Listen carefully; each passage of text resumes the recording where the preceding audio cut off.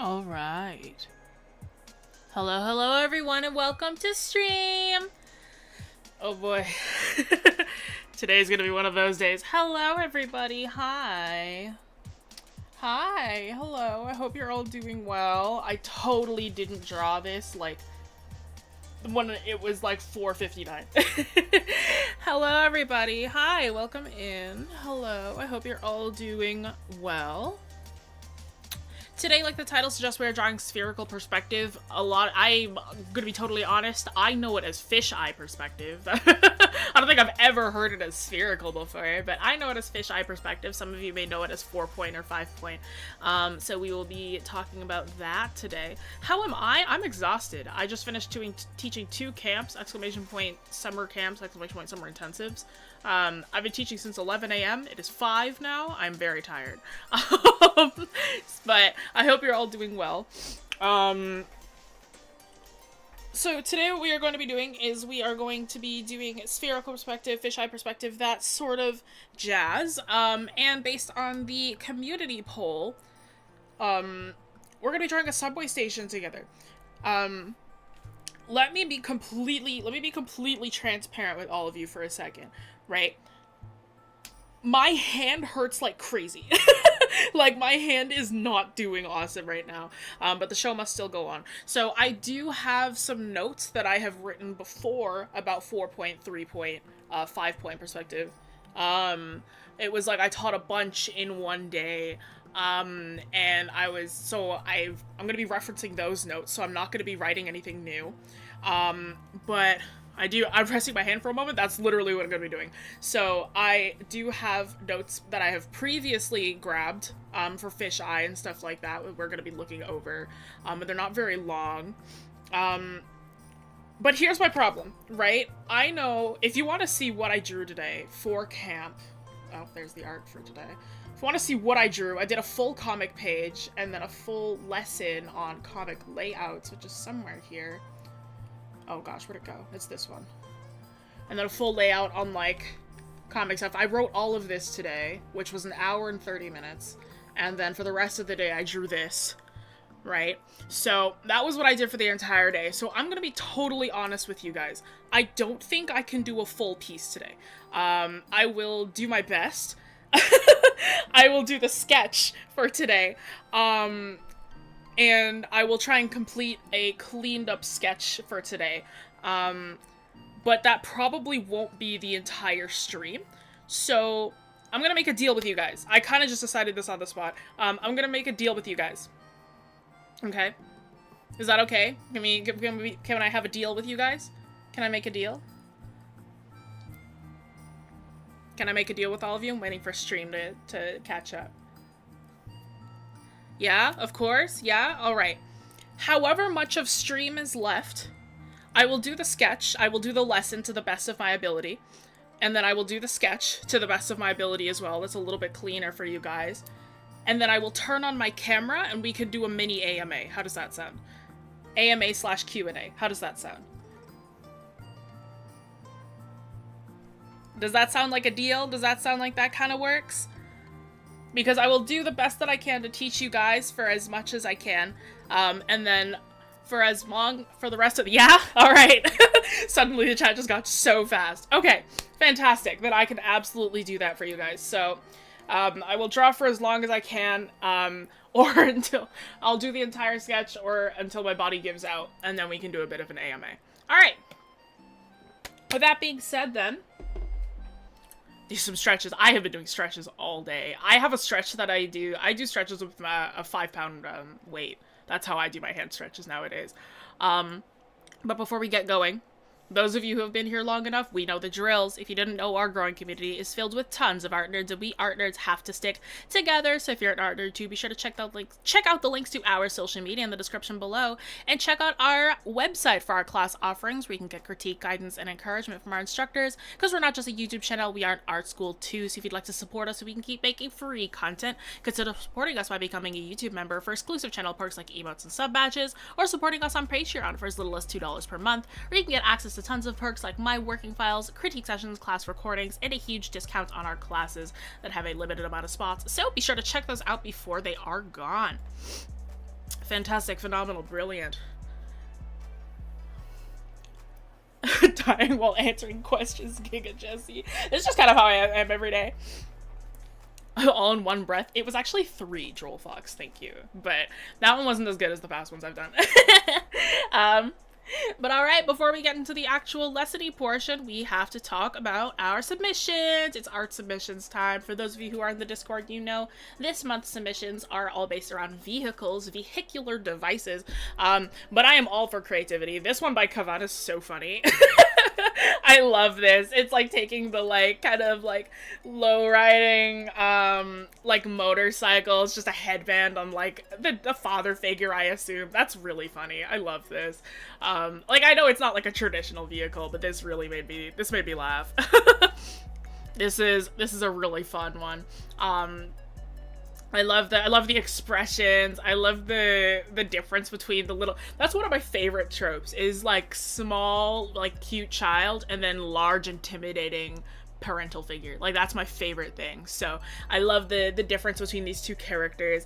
I love the like minor foreshortening you've put onto there with the hands to really make it feel like she's about to like rev the engine, you know what I mean? This is a really fun one. I love this one. This one's really, really cute. Thank you so much for submitting.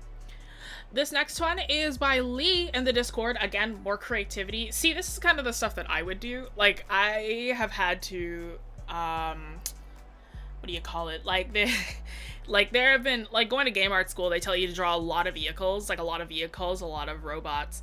And so it's like, so you know what I did? I'm like, no, I'm not gonna draw a traditional vehicle. I'm gonna make it out of wood. Or no, I'm not gonna draw a traditional firearm. I'm gonna turn it into a Mayan statue. That kind of thing.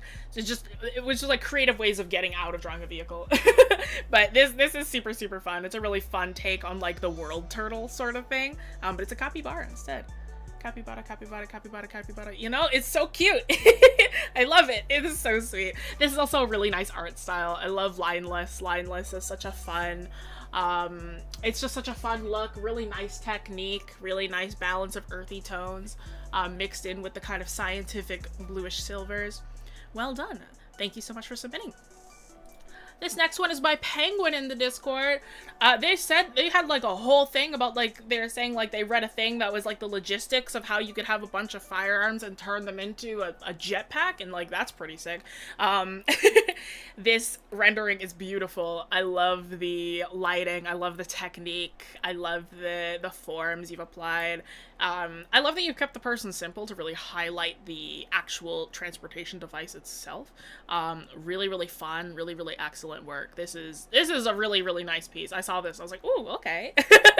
I love this one. This is a really, really pretty one. Thank you so much for submitting. And the next one is by Temp in the Discord. This one kind of looks like they started with a 3D model and then painted over, which is like a very, very like digital artist thing to do. I've done that a few times.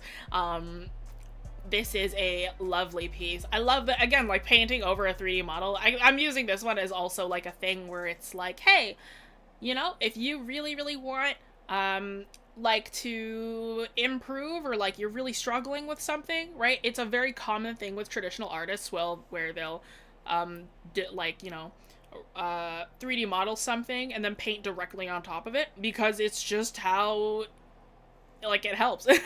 Right? It's a much speedier process than having to do it all from like hand. Like, you should still know how to do it like free-handed on your lonesome, but you know, it's to speed up a process, like 3D model it first, then paint over top of it. Brilliant. And then also I really love the very warm light, very cool shadows effect that you have on there. It's like it's almost like it's golden hour hitting the ship itself, which is really, really nice.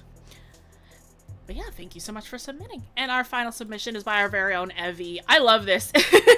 Is that a plasmoid riding inside a mimic? Or is that just me, like, being, like, hopeful? This is a really fun one. I love this. This is such a, like, cute, like, idea. It's like you have, like, you're using this mimic as, like, a vehicle. This is so cute. This is a lovely, lovely little render. I love the line art, love the colors as per usual. This is a really fun piece as per usual. Evie has really, really fun works every time that she submits, our lovely mod on the Discord.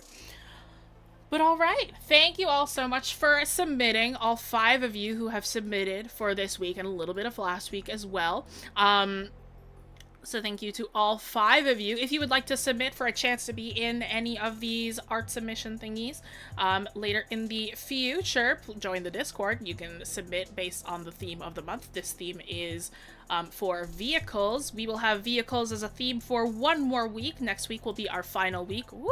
I opened the wrong thing. Next week will be our final week of vehicles before we move on to our next theme. But yeah, all right. Let's get into the lesson-y portion where I actually talk about what we're doing today. Again, I'm not actually going to be writing anything today. We are going to be... I have previous notes on 5 Point, because frankly, the thing that makes my hand hurt the most is writing notes.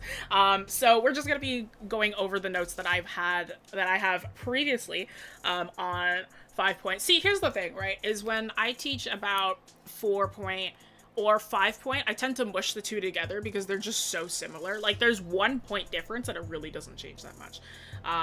So it's a good thing that the title says spherical perspective because really it's like once you hit 4 points, then it's gonna be a sphere. Like, it's gonna be a sphere regardless of how many points you add.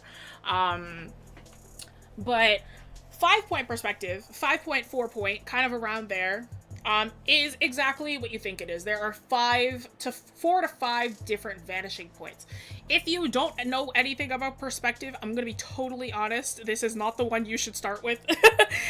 We have other videos on the channel that are related to perspective. We have one on 1 point, 2 point, and 3 point if you would like to check those out. But of course, stay on the stream.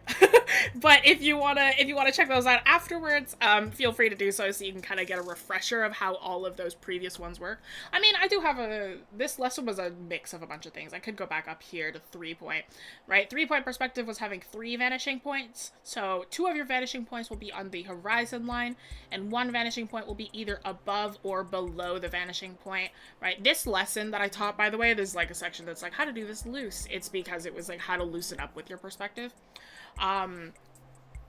But 2 of vanishing points will be on the horizon line, just like 2 point perspective, and a third one will either be below or above. If you have 1 vanishing point below, then it'll be like you're looking down on top of everything. And if you have a vanishing point above, then it'll look like you are looking up at everything. Everything will look much larger.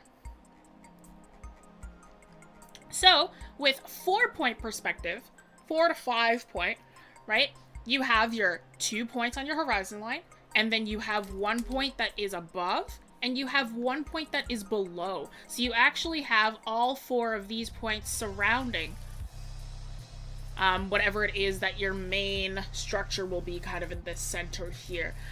If you add any more than that, it's all gonna be a sphere. Like, there's really no difference.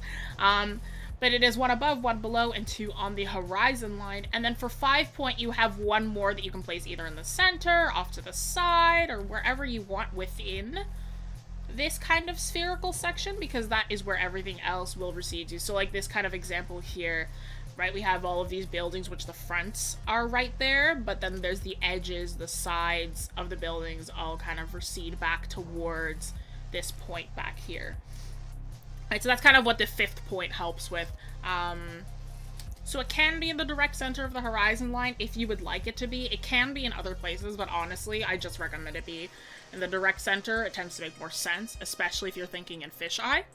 If you put it on any other place, it might make stuff a little bit confusing. So it's honestly a little bit better to... Because if you wanted it off to the side, then you're most likely just going to be drawing this section of this spherical perspective, or this section up here. So because of where these vanishing points are placed on our horizon line, on our our grid here, they will all be sort of curving around the form, right? Pulling towards each other. It's like each point has a gravitational pull, right? When we're at 3 points, we have very straight edges that we can go towards, right? Like if you've been taught perspective before, if you have 1 point perspective, then it's like, oh, it's like your 1 point is on your horizon line, and then you have one side facing you, and then you can take your corners and you bring them back, right? And then that's 1 point perspective, because everything will be going back there. 2 point perspective is like, oh, now you have 2 points on the horizon line. You can draw an edge in, bring them back here, but your vertical, like your height, will remain the same no matter what, right? That kind of thing. You can bring them back there. And then 3rd point is like, oh, let's say I have one down here. It's like, okay, I'm going to draw in the top of, let's say, like a cube I'm going to draw. So I'm going to go back to these vanishing points, and based on my points here, I'm going to bring them back down to the 3rd point. But that's a little trickier with 4 point, because it's not like you can say, because you could still say like, oh, I'm going to bring these two here, but then which one of these third ones do you pick from? So what ends up happening instead is that everything just kind of curves back and forth between each one of these points.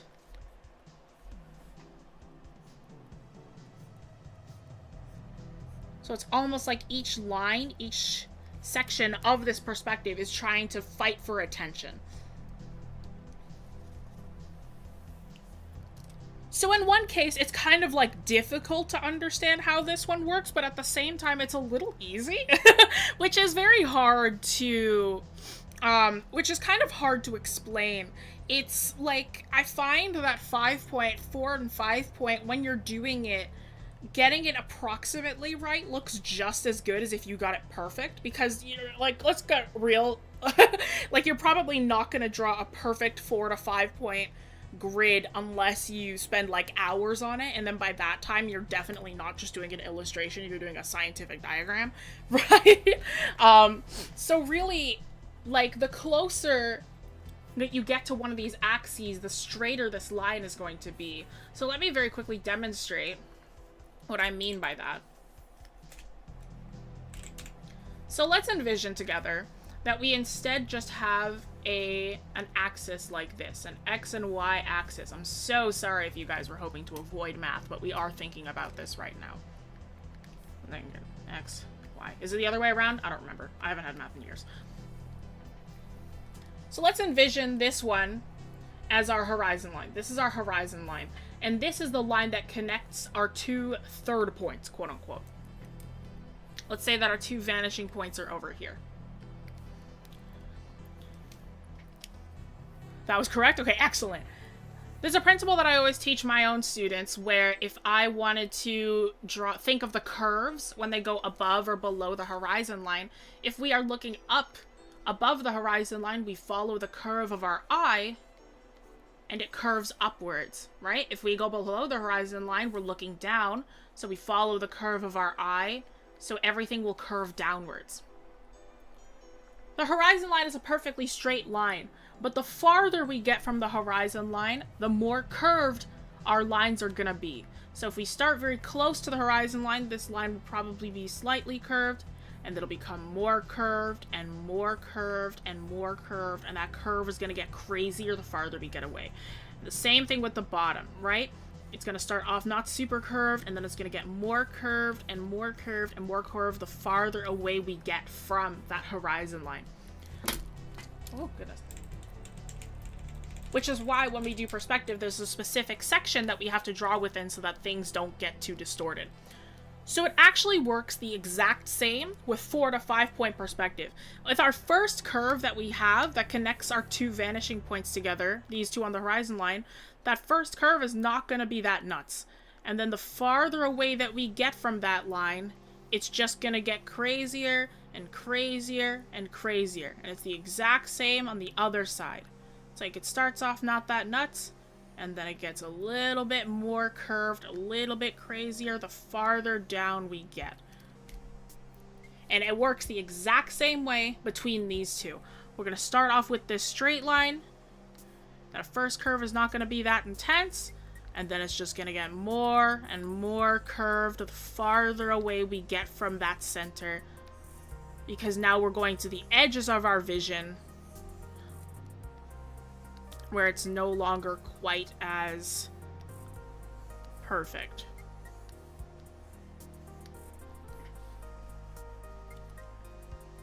There's some confident curves. They're not. I have my smoothing turned up almost to 50%. I'm also writing really lightly. I'm like, I don't want to... I don't want this to be what breaks me. Like, Wi-Fi, yeah! But right, that is how we do our grid. Now, the way that we think with this grid, right? I am certain you know what vertical lines and horizontal lines are. I am certain. If you don't, you shouldn't be here. I'm sorry. But imagine we are drawing the top of a building. Let's say that we are drawing a building, right? Let's say that we have one face of the building facing us. Literally, all we have to do is to imagine where on this grid it goes. If it is farther to this side, then the front of this building is going to be more curved towards this side. And depending on how tall said building is, this edge will be more or less curved here.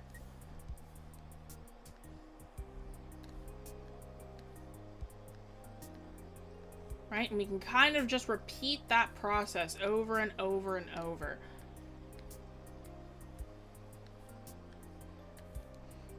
This is the thing with 4 to 5 point perspective around those sort of ones, right? There isn't like an, oh, I'm gonna draw this and then I'm gonna bring it back to this point. It's none of that. It's how close am I to my vanishing points, which will determine how curved this is. And then now let's say, right, we have our intersecting point. The point between our two top points and the point between our two, like, horizon line points. There's an intersection right here. Let's say that that's our 5th point if we're doing 5-point perspective. That is the only line that we are going to bring back towards. So let's say we wanted to make these buildings 3-dimensional, then that is when we bring these edges, if they're visible, back towards this vanishing point.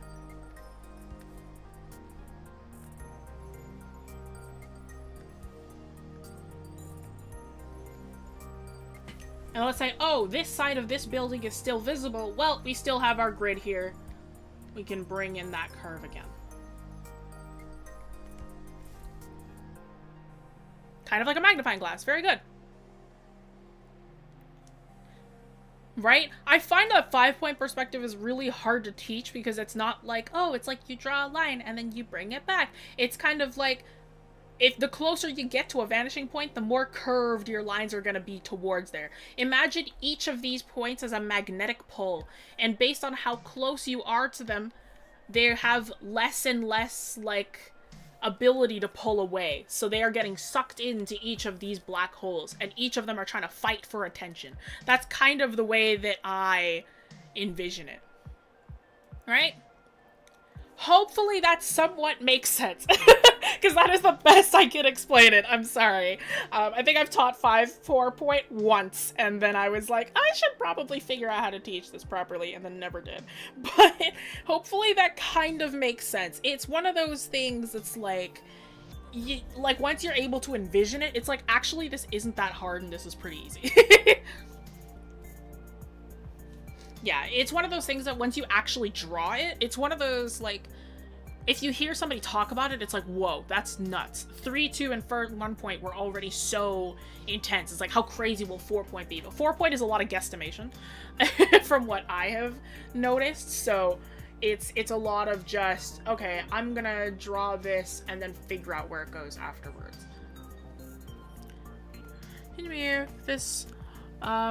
If the ratio of the length of line x-axis is closer to 1 to 1, it become less distorted, and the rather to one to each of their own, right? Ned, it's one of those things where, so there's a principle that you're taught really early on when you're taught with working with perspective, where it's like, if you, let's say that we're working in 2-point perspective. Let's go back to an easy one. If we're working with 2-point perspective, we have our 2 points here.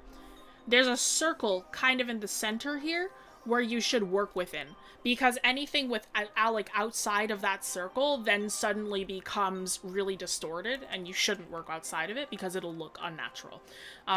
Which is why if you look at a lot of professional like pieces that have perspective applied to them, it's like their vanishing points are super far off the screen, because they don't want what do you call it? They don't want their vanishing points interfering with the distortion of the piece. So so like generally with this, if it looked like this, if we wanted everything to stay non-distorted, we would have to work like here. But even then, 4 to 5 point is it's a very distorted version of perspective anyway, so it's kind of impossible to work without it. Does artist skip 4 points because 5 makes 3D objects? What's the purpose of 4 points then? 4 point is like, that's why I say 4 to 5, because technically you don't need that 5th point. It's because there's a principle with perspective as well that's very advanced. That's like, technically there is no such thing as any point perspective. Every object that you see has a different perspective all on its own, which is very hard to wrap your head around, so which is why I'm not talking about it. But that's why anything above 4 point just doesn't matter, because it's like you really don't need anything above 4 point if you really want to work with varying point perspectives. But yeah, it's like, for me, like, to help people grasp that kind of, like, go back to something that they know, I'm like 5 point will probably help you, because then we can add that 5th point. It's like, okay, then we can bring them all back to a specific point back here.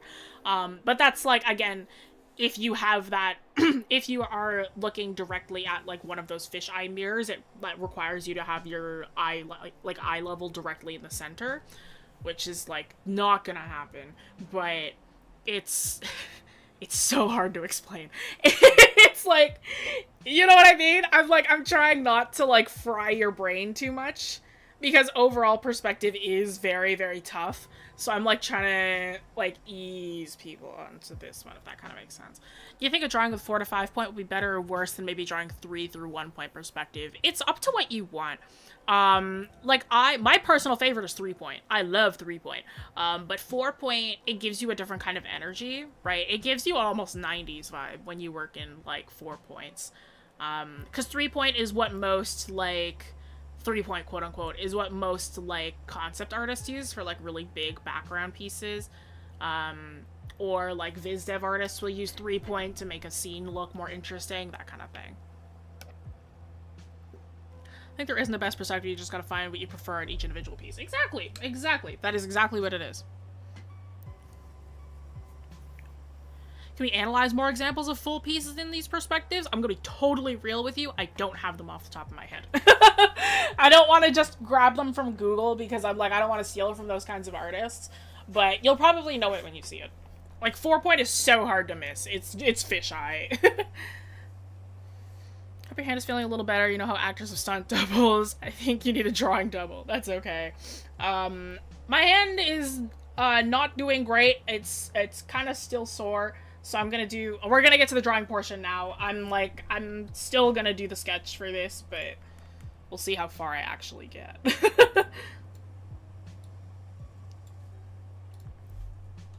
So when I'm doing like 4 or 5-ish point, what I like to do is I like to do my entire grid first. Whoopsies.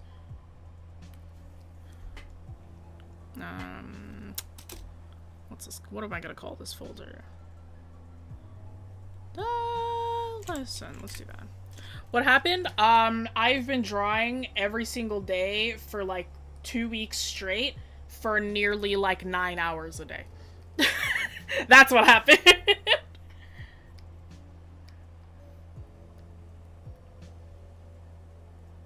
Yeah, don't do what I do. Be a professional artist? No, just yeah, that's about right. I'm joking. Do what you want. Your dreams can come true someday as well. Carpal tunnel issues? That's a good question. I am in my early 20s. I hope it's not carpal tunnel. Tape your pen to your wrist. Easy? No, I use my fingers to get precise line work. Listen, high score heroes, alright? It's harder than that. Give someone to give you their arm? Yo, I wish, dude. Might as well just get a robotic arm, and then, like, I'll never have to worry about wrist pain again. I don't want... that's a joke, universe. I don't actually mean that. I am memeing. That is not my real want. Do not make it true. Do not make it Do not make the funniest choice in the world right now. Take care of your wrist this instant. I have a wrist brace on right now. It's like, you can hear it. Like, if I just pull the... Hang on. I have a thing on right now. Like, you can't see it. I'll turn on my thing later, and then you'll be able to... Like, once I turn my camera on, you'll be able to see it, but it's on me. It's a thumb stabilizer and wrist brace all in one. How do you keep your energy? Acting. Take a break. My breaks are like from, oh gosh, what time? I kind of start taking a break at 10 p.m. because I have to do my student feed. I used to say it's like, okay, hand in your work by 12 and then I'll do like your feedback as soon as I can. I can't keep that up anymore. So I'm like, okay, everything's due at 9 p.m. so that I can do your feedback after 9 p.m. and then I'll give it to you the next day. Like I'll finish teaching by 4 p.m. And then I need to work on commission work from 4 till maybe 7. I eat dinner, and then I, like, maybe have a break for an hour at 8, and then I go back to doing work after that. Rest and watch Bluey. I watched Bluey the other day with my partner, actually. Next stream idea, learning to draw with your elbows. Yeah, just did tape the pen to your elbows. Wearing a wrist brace would be good practice to use whenever you're drawing for long periods of time. See, that's the thing, is, like, I actually don't know. I know that, like, wearing a wrist brace afterwards is good, but you're supposed to rest your hand when you're wearing a wrist brace, not continue to work with it. Mine is a stabilizer, so it's real. Like, I'm really not supposed to be working with this on, but I have no choice. It's like, if I want my wrist to not, yell at me, then this is what I must do. Oh my god. Hello, Sockman. I hope you're doing well.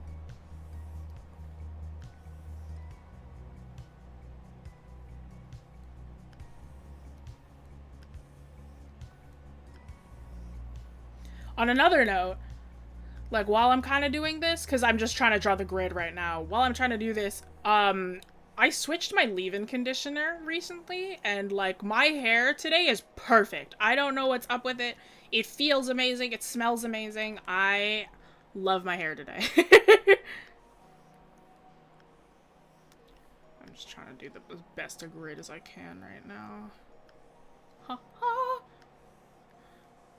At least where I can kind of see what's going on here. Nerve damage, no joke. My mom had it in both her hands for a few years. Oh, no, don't you worry, Leaf Tiger. I have had to go to the hospital multiple times because of nerve damage. It's just never been in my hand. It's always been in my lumbar, like my spine. Do not worry. There was a period of time when I could not feel my left leg for probably a month. So do not worry. I know exactly how much of a not joke nerve damage is, which is why I am, like, this is why we are doing half of this stream as an AMA, because I, like, for a lack of a better term, my hands are my money makers. I am not losing these. These are the things that I want to keep. Thank you. I don't know what happened to the curve there. Okay, no. I realized I forgot to add in my center line. There we go. Oof. Yeah, no, it's a... That's a story and a half. For those of you who have been here for long enough, if you remember the period of time where I just kind of stopped streaming, and then, like, other people took over for me, or it was just radio silence in terms of streams, yeah. No, that was part 2 of Electric Boogaloo of my my nerve damage. That one I fell down a set of stairs, and that was a time. But the one before that, it was an exercising accident.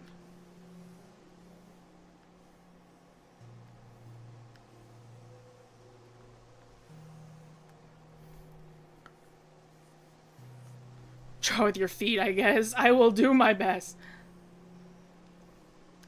I do know what Welcome Home is. I hope that Cloud has an update at some point. I don't know if they've updated it yet or not.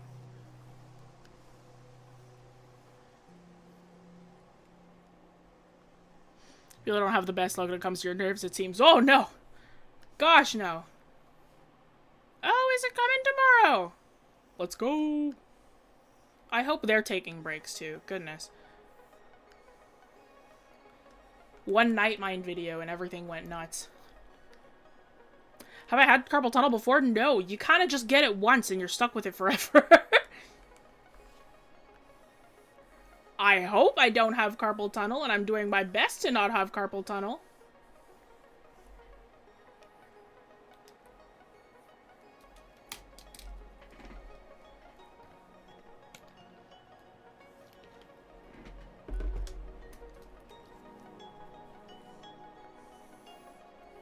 Oh my god, I almost said the same thing that I say to my students. I'm like, okay, it is 5:35. That means we've got about an hour, 25 minutes left. I almost just said that. It's like, I don't have to remind you guys. I guess that's just for me.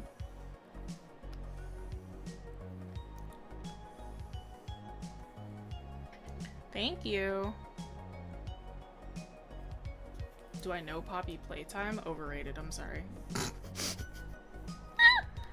Mascot horror is so, like, okay, here's the thing, right? I think that Welcome Home is really cool. I am, like, mascot horror is, like, super overdone. So to see something that's actually interesting nowadays is hard. You know what I mean? I'm a huge fan of horror, so it's, like, it's one of those things where it's, like, Poppy Playtime, like, meant nothing to me. I was like, nah. You're another cog in the wheel that somehow got important.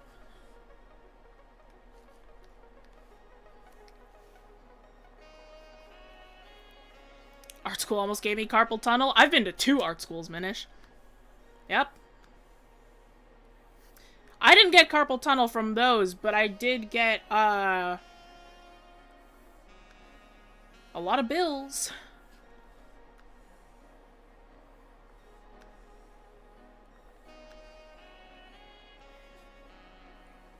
Why did you copy paste the top half? That is a really good question. You know, I didn't think of that. You know why? Probably because this is all on one layer as well. But yeah, you know, that would have been a really good idea. Yeah. No, I didn't have the brain capacity to think of that one. All right, well, now I know. You know what? I'll do you one even better. Perfect. Now it draws at the same time.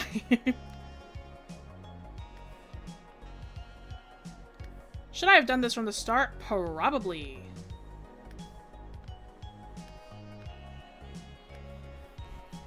It's okay. 6-point win? Yo. Yo, if 5-point perspective was so good, then why didn't they make a 6-point perspective? SMH.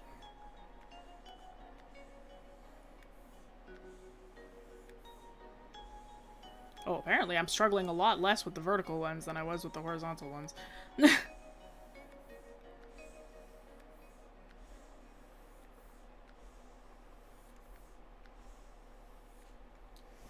Wow, look at that! Struggled a lot less with that one, I suppose.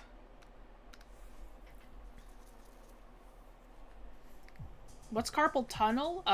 You'd like, it's a thing that happens to your wrist when you just, like, when you injure it a little bit too much and your hand is kind of stuck in a permanent position as far as I know. There's a lot of pain associated, a lot of, like, hang on. It's very, very painful.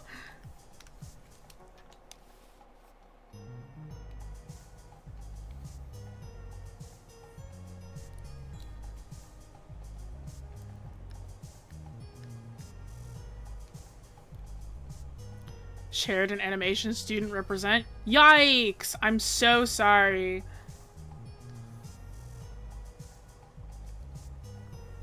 I couldn't go to Sheridan's animation. A, I'm not an animator. B, I think I would die before I graduated. Maybe that's not a cool thing to say.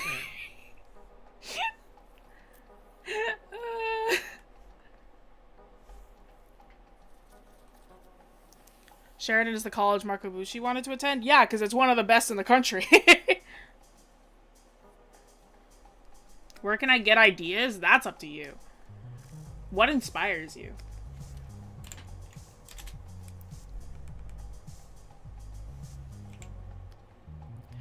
Can you heal carpal tunnel? No. That one I know. If you have it, you're kind of stuck with it. And it's like a thing that you can kind of help with, like, surgery, but, like, even then, it's like... You'll probably never draw again.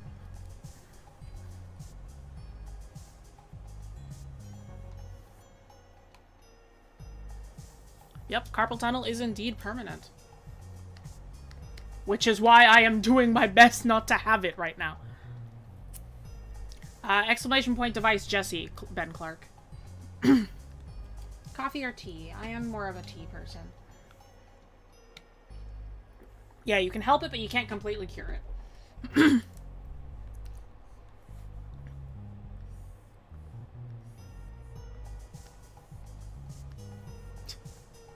Okay, wait. I just started drawing, and I'm glad I caught myself now. I don't know what a subway station looks like. Hang on. I should look at references. I mean, I've been to so many. I need to, like, look at a reference for a second.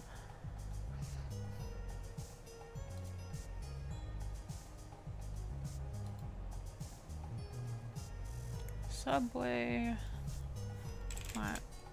Nope. Platform.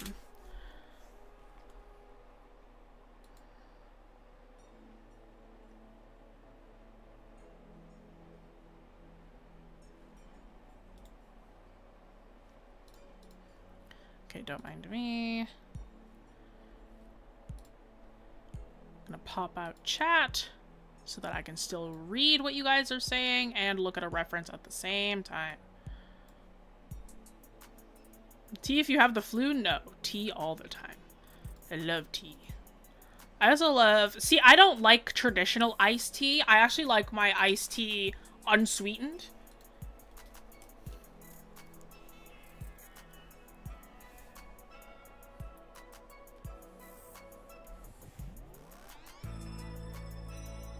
Same? Yeah, like that's the correct way to drink it, methinks.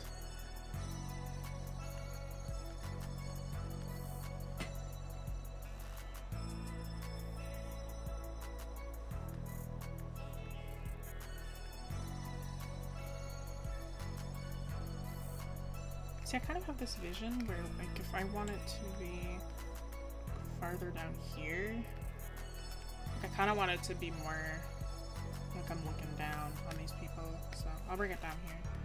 This is an example of where, like, okay, if my fifth vanishing point is in the center right here, then I would actually draw my entire composition down here if I wanted everything to be more intensely, like, I'm looking down on it.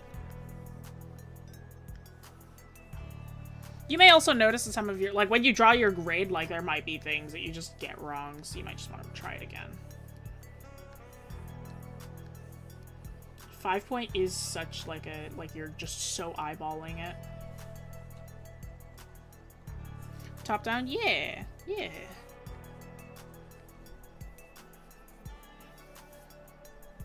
Kind of want to look down on these people.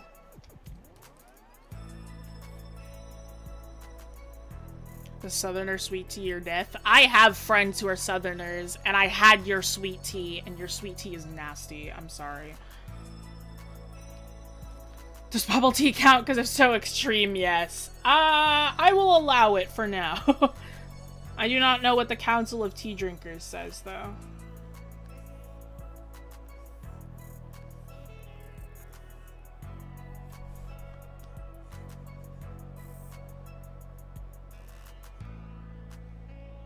Chick-fil-A sweet tea. I don't like Chick-fil-A. I'm sorry. I'm making enemies today, guys. It's like, sorry. I have opinions and you will hear about them.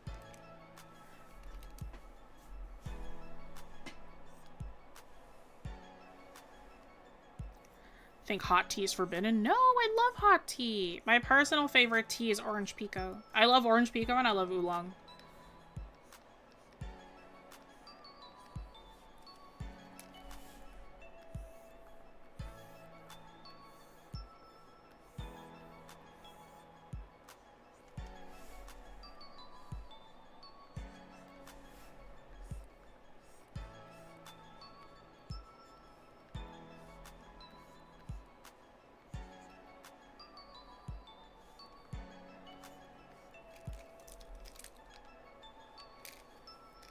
Do I like Oreos? I don't mind Oreos.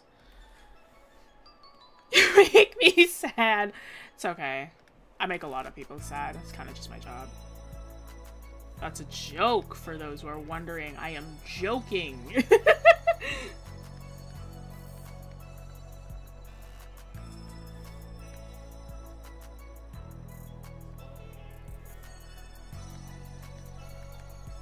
Can I read my comic?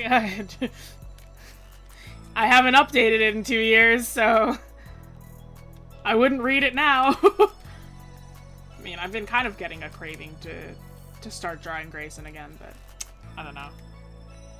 Definitely not now.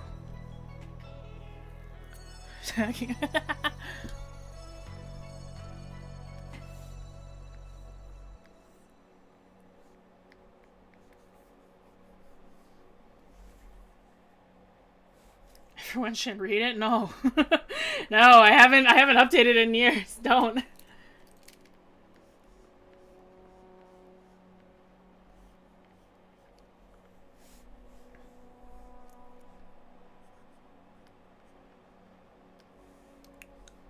What vibes are we going for this subway station? I'm kind of feeling that the vibes, Joe, are like you're coming home from work and you're really tired. I'm gonna draw a person on here, but I'm feeling like this person has gotten home from work, like they're on their way home, and they're really exhausted, and they're like, man, I just want to go home, and I hope nobody talks to me. That's kind of the vibes that I'm feeling for this one. You know what I'm saying? Big mood, yeah.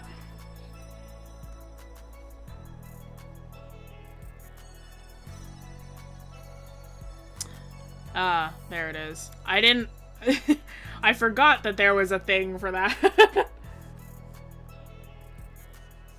It's kind of like when I forget about, like, certain... It's like, there's just so many commands that I just forget about that are available on this tree. Hi, Reimagined. Hope you're doing well. Do I like Octo Expansion? I haven't played it, actually. Apparently Splatoon 3 is just super similar to Octo Expansions. I'm just like, I mean, I finished Splatoon 3. I'm about to pass out from an 80-hour shift at the hospital. Pretty much. You know what? Actually, no, that's a good idea. I'm gonna make them a hospital worker. I'm gonna make them a nurse.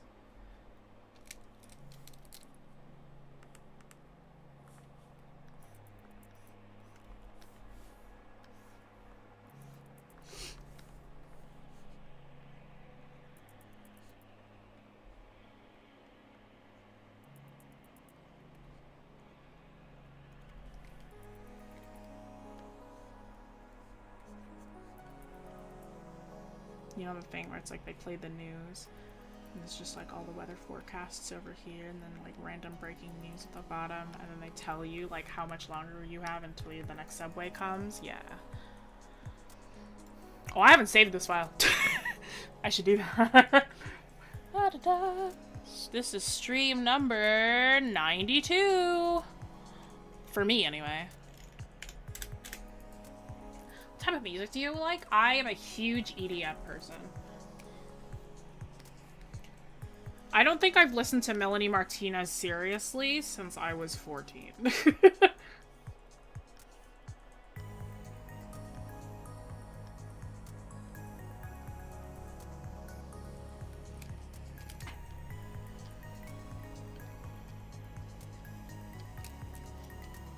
Monster Cat? Ancient EDM. That's, like, again, my elementary school days.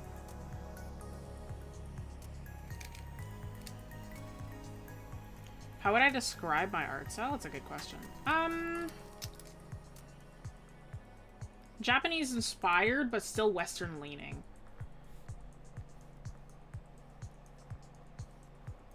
I love how you're asking me all these questions now. We're gonna do an AMA once I'm done this.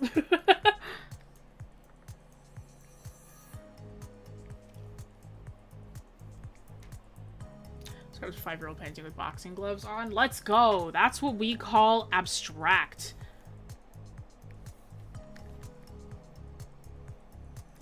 Oh, he's so eepy. My friend's cat really likes pepperoni, so every time that he orders pizza, she thinks... Like, she loves pizza, but she also really, really loves the pepperoni on the pizza. So every time that he orders pizza, she's like, oh my god, it's like, you have pepperoni for me? He's like, no. No. No, I don't. Or chicken sandwiches. She also loves chicken sandwiches. So he had a chicken sandwich the other day, and she was meowing like crazy. It was so funny. Who's my favorite music artist? See, that's... Oh, no, it's not. Porter Robinson. Easily. I would cry if I got tickets to a Porter Robinson set. I think, like, Porter Robinson is the artist that I've been listening to for the longest. Easily. Like, it's been, like... been listening to his music since I was, like... Oh, gosh. I want to say I was, like, 8. Yeah, because another friend of mine introduced me to him way back when. My first song I ever heard was Language. Yeah, Nurture was so good. I like, of all of, like, his albums, I do think that Nurture is my favorite. As somebody who's been listening for a really long time, I'm like, I love Nurture. Everybody always, like, it's like, oh, I love Worlds. And, like, of course I love Worlds. Worlds is amazing. Like, one of my favorite Robinson songs is on there. Like, I love Sad Machine. But, like... Nurture, I feel like Nurture just kind of speaks to me, too, and I'm like, I love that kind of music. Porter Robinson is EDM for nerds, like, sad nerds. So I'm like, I'm a really big fan of Porter Robinson. Education is just vibing? Yeah, I mean, if you have more questions that are more, like, education-related, like, I can answer them. I'm like, I've really got nothing else to talk about in terms of, like, my creative process. Like, what's going on is I'm kind of just following the perspective I've drawn for myself. And I'm kind of figuring out what I want from there. I have my reference off to the side while I draw as well.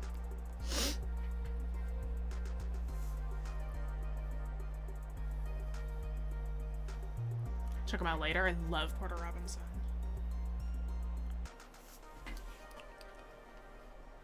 Best friend giving me one of the shirts that I'm wearing right now. Nice. I just listened to Monster Cat. Yeah, it's been years since I've listened to anything that Monster Cat has, like, featured or put out. Just because it's, like, Monster Cat just does feel like 2013 to me, and, like, I haven't listened to him since, really. Like, for the people who've been listening to, like, EDM and, like, just general electronic music for a while, who remembers, Tasty? I think it was Tasty, wasn't it? That's old. Like, that's been forever ago since I've listened to Tasty. Oh, Tokyo Machine. I think I have one song by Tokyo Machine.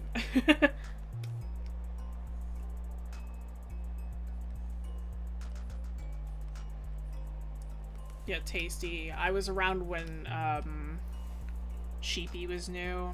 I can't say the whole name of the channel, just because this is PG-13 stream, but I've been around when Sheepy was new. Still had, like, what? 200,000 followers?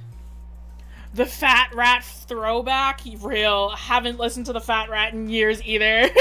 I think I last listened to the Fat Rat when I was, like, 14, and, like, that was, like, my entire vibe in 8th grade. Like, the Fat Rat was, like, my life. I was like, oh my gosh. Unity? My everything. And now Unity's, like a meme song. It's so similar to, like, how I feel about, Pogo. Like, Pogo's music is now just known as, oh yeah, that's the TikTok edits that, like, artist, right? I'm like, it's not just that. I promise. Pogo's music is good, okay?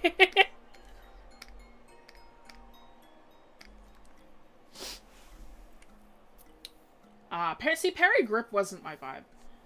I wasn't really a big fan of Parry Grip, like, that kind of, like, parody-sounding music. Like, I loved my bumpin' electronic music. I was in the 2014 rave era where everybody played, like, house music. Like, progressive house and house music was the sound of, like, 2014 raves. Like, that was my jam. To a musical artist? We're kind of just talking about music in general.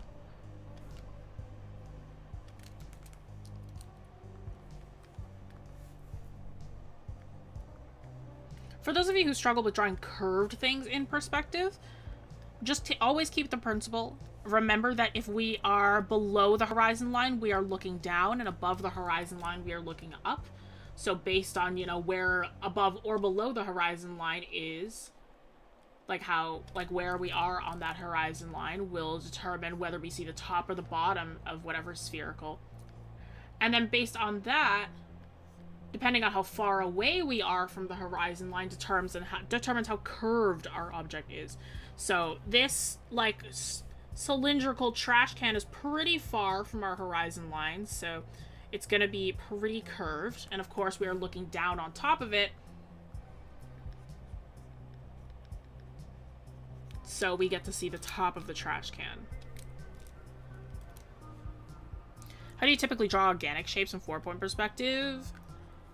So with organic shapes, it's like, again, like you don't really have that principle of like, oh, it's like, it's, you know, this is like a way to build it up, stuff like that. So you kind of just guesstimate. With me, I just keep that general principle. It's like, if we're looking above, like if we're above the horizon line, we're looking up at the bottom of the object. If we're looking up, if like we're below the horizon line, we're looking down at the object. So it's, I kind of just deduce based on that, and then I say like, okay, well, I'm going to be seeing the top of this object, or I'm going to be seeing the bottom.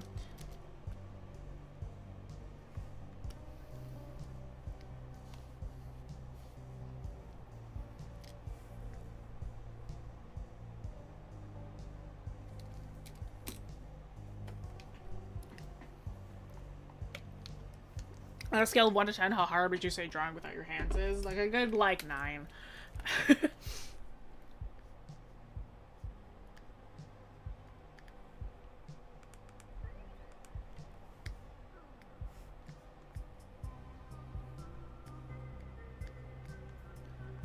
Oh my gosh, Gladys, that, I need you to, don't say how old you are. That hurts me, though. I need you to know that that hurts me. I need you to know that you saying you were born in the in that era hurts me a lot. Like, don't say how old you are, but I need you to know that you saying that you were born within that era, like, made me feel physical pain.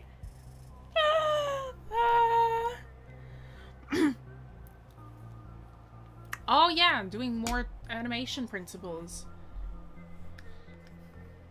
Oh shoot, is somebody else streaming for me next week?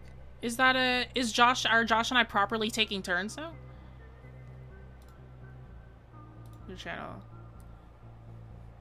So you're still young. No, listen, I am still young, but that's like spooky to me. Oh yeah, would you look at that? Yeah, Josh is streaming next week. Okay, so it's not me. Alright, so we are properly doing back and forths now. Okay, alright. I rate it. The carpal tunnel's extending to her brain. No, that's real. Oh, whoops. Yeah, that's real. No, I feel that.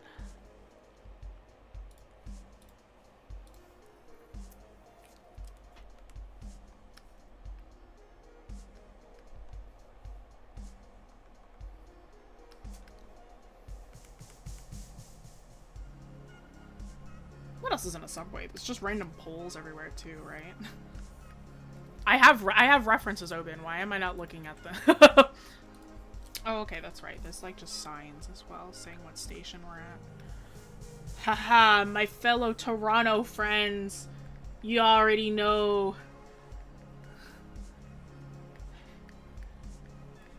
You already know. You know what I mean? You can feel it. You can feel the agony.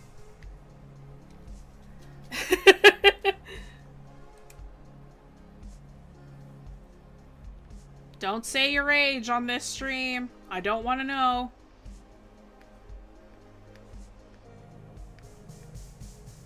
Don't tell me the year. Don't tell me the day. I don't care. And I do not wish to know. Do not share your age to random people on the internet. Thank you. Y'all too comfortable on here. Yes, my Toronto friends. You feel the agony of Union Station.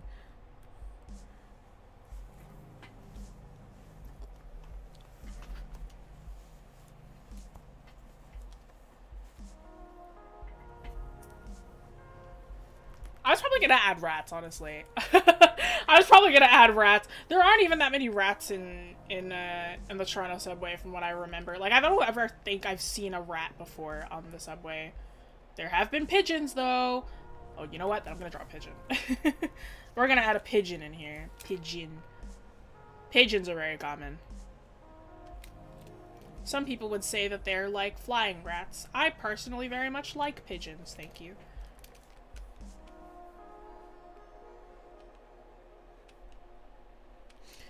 Ooh, I just felt something. That was not great. Okay, I might have to wrap up this drawing soon.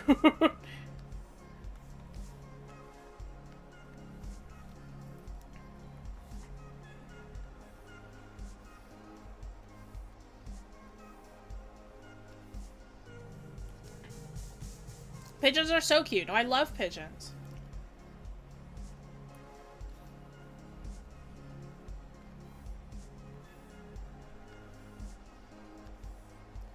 I'm gonna turn off this stream microwave. Don't push me. We're gonna turn this stream right around. Not okay. Okay. Yeah, the Wii is almost 20 years old. I want to hear it. Wish I had a Wii. We still have our Wii. Our Wii is plugged in downstairs. I love that thing, dude. Wii is such a good console. Alright, Super Smash Bros. Brawl was the last good Smash. That's my opinion, personally. I have a red Wii. Oh, you have the limited edition Mario one then. That's sick. I got like I got that vanilla Wii. How was my life? I just really love, okay, cause I'm a huge story person, right? Brawl just had such a good story. Like, it was so edgy, and for what? Like, oh, I've had my flow all the way down this entire time. No wonder it's just been terrible. We have our Wii too. It's been handed down twice. That's vibes. I know we gave our Wii U to our little cousins, but like, we still have our normal Wii. My mom asked if we could give our Wii to the cousins, and but the rest of my family was like, no. My dad, my brother, and I. We're like, no, we're keeping the Wii.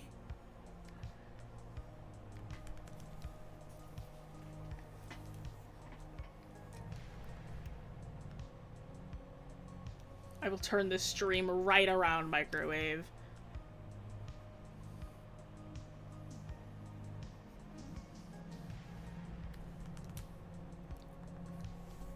Woof! Action replay. Yes, I do. I had one of those when I was younger, and I was way too scared to use it on my actual 3DS, so I just used it on my, on our DSi. That was actually my dad's. So really, I was willing to risk the... I was willing to risk, the... Whoa, gosh. I was willing to risk, the DSi's health, but I wasn't willing to risk my own, 3DS's health over an action replay, just because I wanted all those rare candies in Pokemon. It's okay. It didn't break the DSi. The DSi broke because we dropped it one too many times, and the entire, what do you call it? The left, trigger didn't work anymore.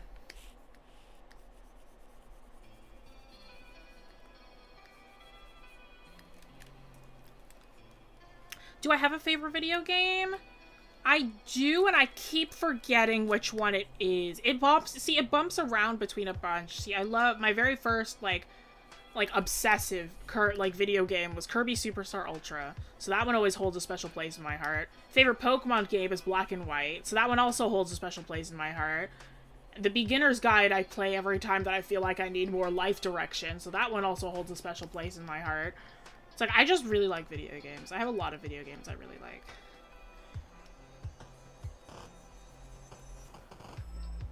Yeah, Kirby Superstar Ultra! So good, right? Okay, I played, just normal Superstar recently because, they just have it when you have a Switch Online membership, and it's oh, I can just play this here, because they ported it. And I can see why they came out with Ultra, because Superstar Ultra is way more balanced in the controls. It's like the controls are better and like the enemy spawn rate isn't as crazy, so it's like way more feasible.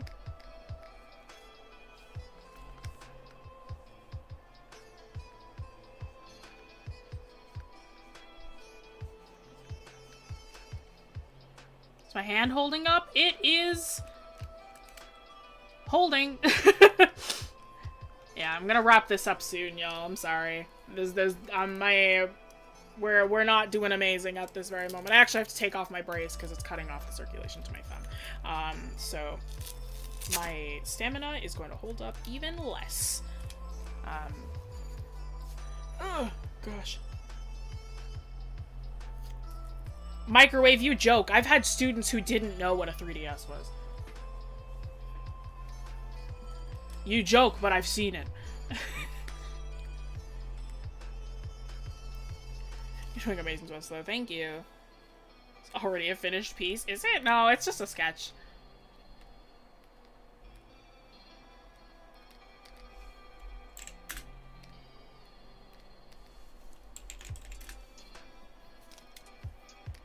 Oh yeah, I forgot the pigeon.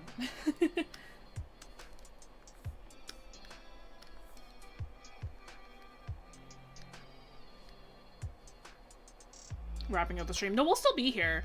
We're not wrapping up the stream. Okay, so for those of you who were not here in the beginning, I won't actually be wrapping up stream by the time I'm done drawing this, because that's going to be way too short, and I should be here for 2 hours. So, what we're going to do is I'm going to turn on my camera. We're going to just talk. We're going to have an AMA, and you guys can just ask me things. Kind of similar to what we're doing now, but now you can actually see me, and then you can kind of see my surroundings and where I, like, spend a good majority of my time. So that you can ask me what's around me, I guess. Ask what my workspace is like.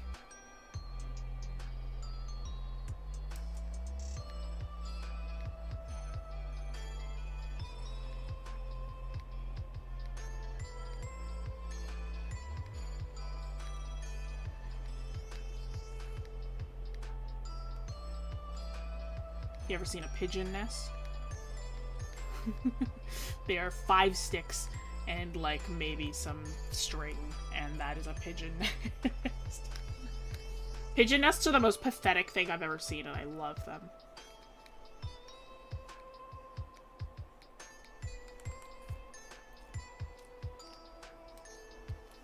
What drawing tablet am I rocking? Exclamation point device Jessie.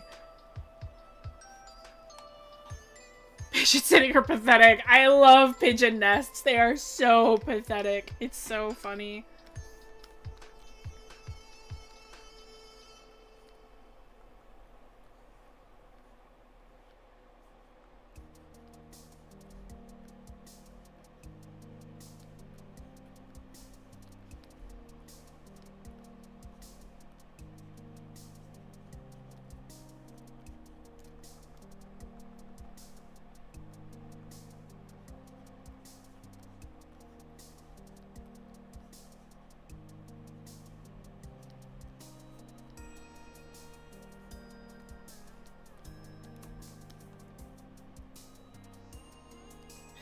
Union, yeah, it's Union Station. Union Station. Doors will open on the right. It's like, it's ingrained in my memory at this point.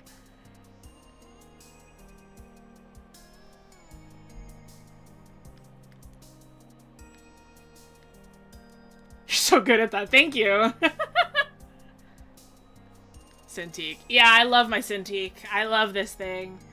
It's technically a companion. Yeah, it's a companion hybrid, but I got it used, so the companion part doesn't really work anymore. But hey, a Cintiq for 300 bucks, I'll take that. Voice so good. I've been told I'm really good at like the robot voice, like the Google Home kind of like thing. It's like I've been told I'm pretty good at mimicking it. That's a steal. It's a steal, right? And it's like I wasn't gonna like take it anywhere anyway. So it's basically just like a Cintiq for 300 bucks. I'm like, yeah, I'll take that easily.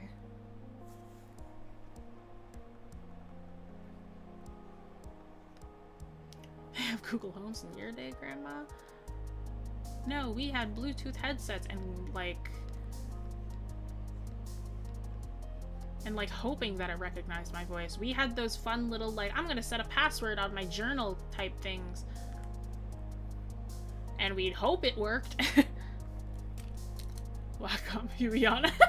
I mean, Huion tablets aren't too bad either. My best friend had a Huion for a really long time and they loved that thing.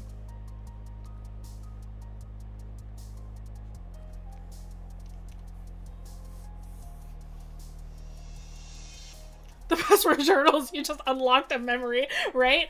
My password was horses. I remember it to this day. But the problem was that I could never get the intonation of my voice correct twice. So I just learned how to like open it. If you didn't have the password, there was a button on the back that you could just press. So I just only used that and I stopped using the password function. I don't know how to draw scrubs. Hang on.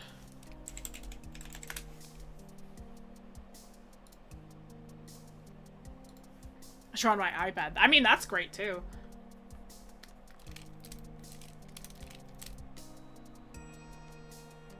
This person's just gonna have a circle for a head.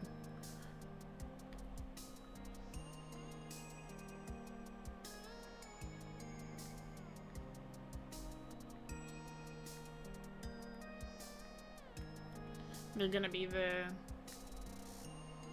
stick figures that I've been drawing for this entire week to give examples to my students.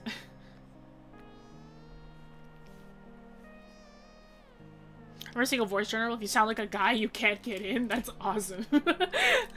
But imagine if a guy got that journal, then what? Like, what happens?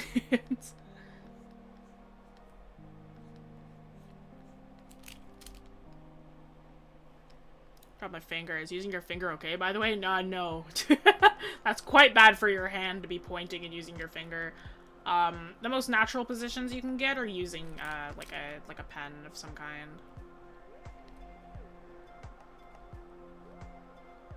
I know some people who draw with a mouse, and that is horrific for your wrist. That and using a trackpad, both of those are really bad for you. And I'm like, oh gosh, like you use either of those, that's terrifying.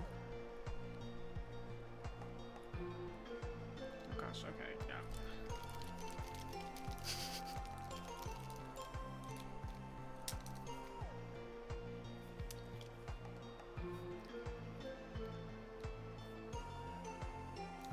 First controls the mouse. Ew!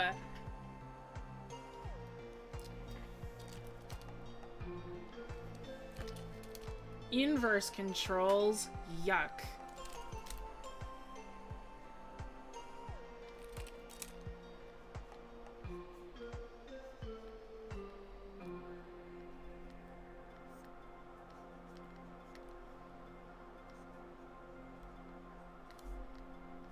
When you are drawing perspective and drawing a person in perspective, use their clothes, their clothing folds to your advantage.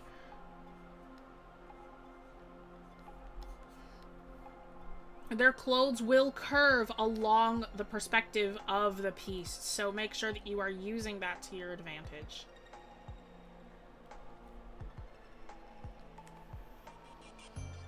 I have no snack for this stream. What? Go grab a snack. What the heck? You can't just watch a stream, like, with nothing to eat. That's crazy. That's criminal.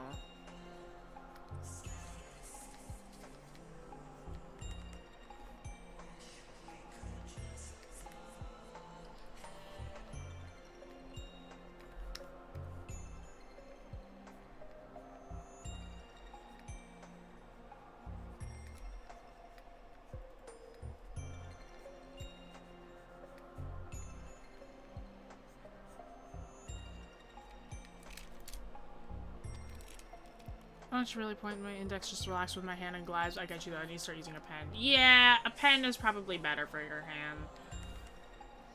Okay, we're getting close to the finish line here. I'm just gonna erase these lines, add some shadows, and we're good.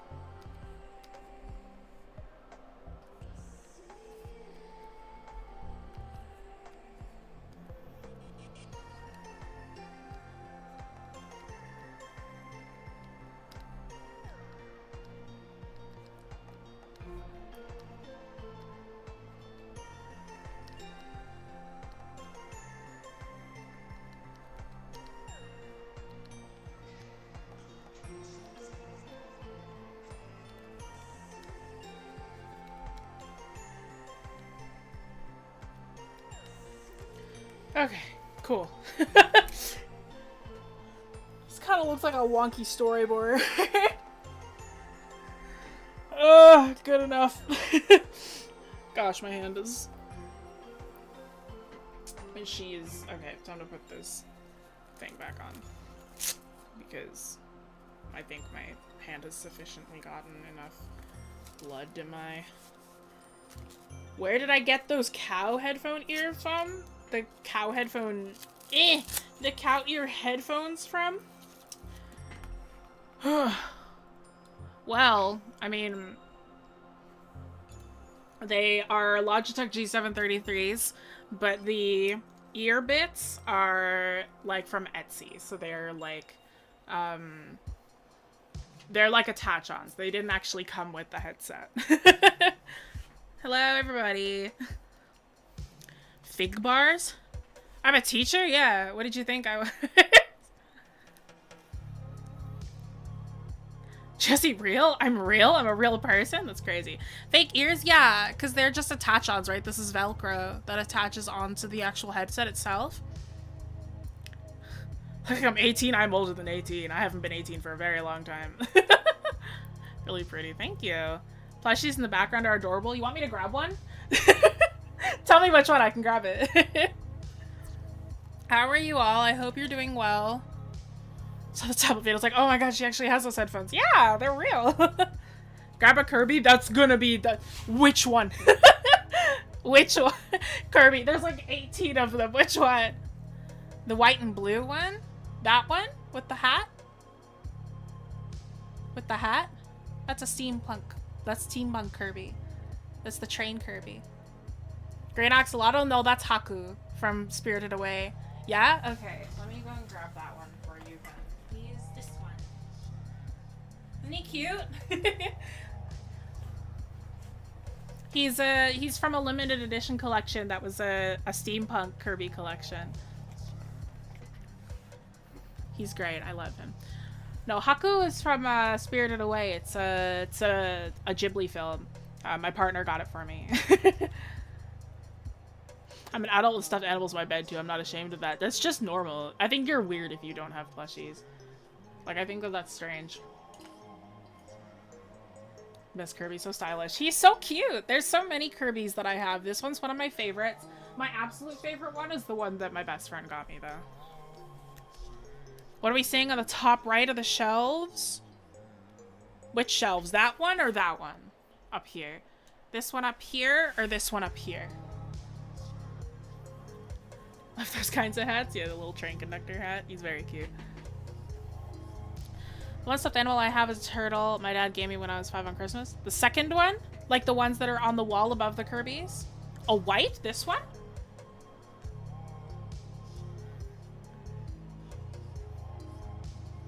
High score? Yeah.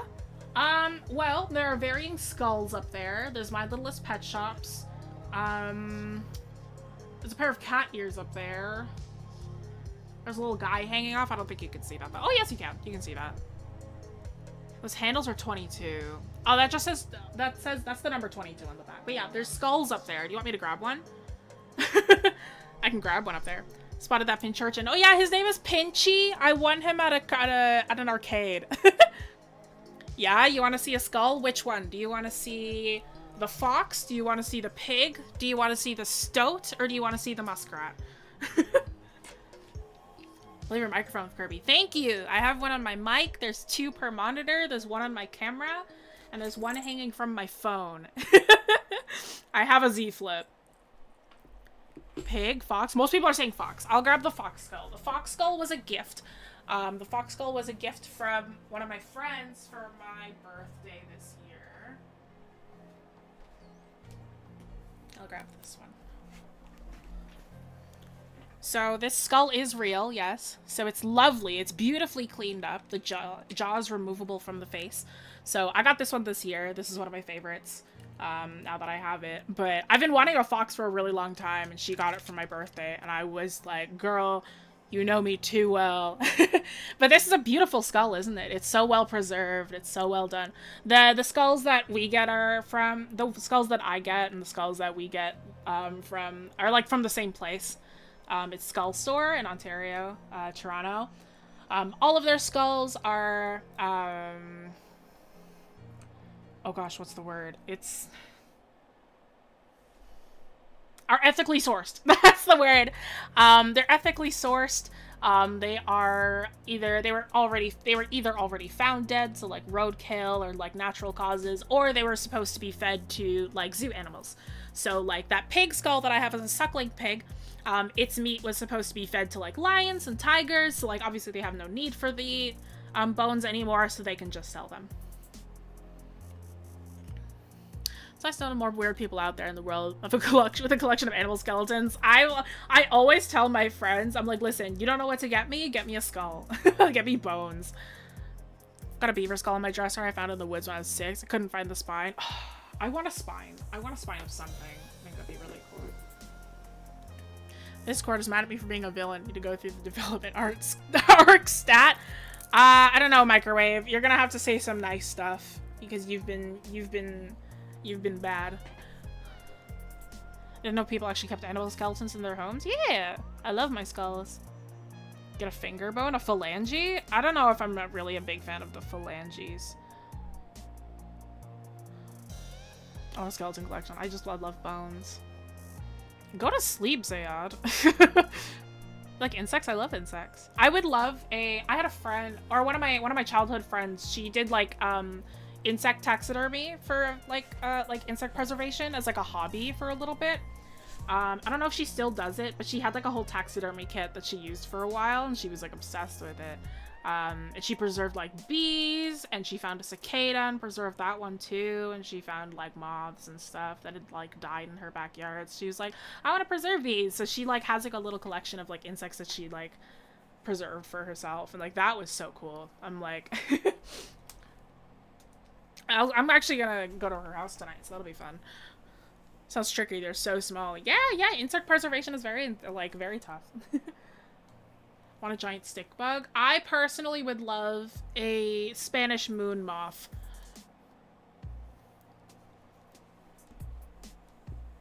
You better take good care of that wrist. I know it hurts. I'm wearing a brace. Don't worry. I'm wearing a brace on it right now. It's like it is currently being rested. Love insects. I also love insects. I did answer this question earlier. I do know what welcome home is.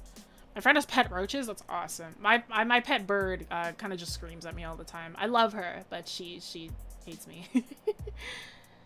Mantis are always cool. I saw a mantis in a graveyard once. That was pretty metal. He was just kind of sitting on a bridge next to a gravestone. I was like, that's awesome. So I took a lot of pictures of him. What's her name? Her name is Medley. Medley, like the wind sage from the Wind Waker. Legend of Zelda. I have a budgie. She's a fancy budgie. Fancy budgie regard. She's like a cyan, blue, and like white. She's beautiful. I love her. Saw a real Madagascan sunset moth on Amazon. You can have as decoration. Oh, that's pretty. I love moths. I love the Wind Waker. The Wind Waker's the best Zelda. Wind Waker is the best Zelda. Listen, I finished Tears of the Kingdom. I finished Breath of the Wild. I love them both, okay? And I love most Zelda. Like, I love all the Zeldas that I've played. I'm in the middle of finishing the Minish Cap, but like nothing has made me feel as much love as the Wind Waker.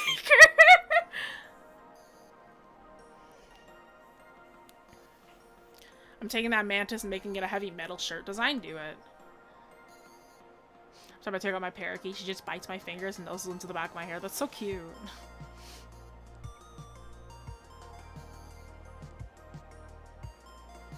You know the fire burns? Yo, that's crazy. Canada's kind of on fire right now, so I mean, yeah, no, I do know that. My art name is because of Zelda. Is your favorite the Minish Cap? The Minish Cap is so good so far. I think I'm near the final boss, but I don't think I'm there yet. Can we see the bird? No. She doesn't like going on different floors of the house.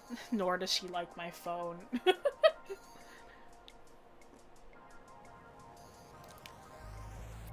Just starting soon meets there this week. What do you mean by that?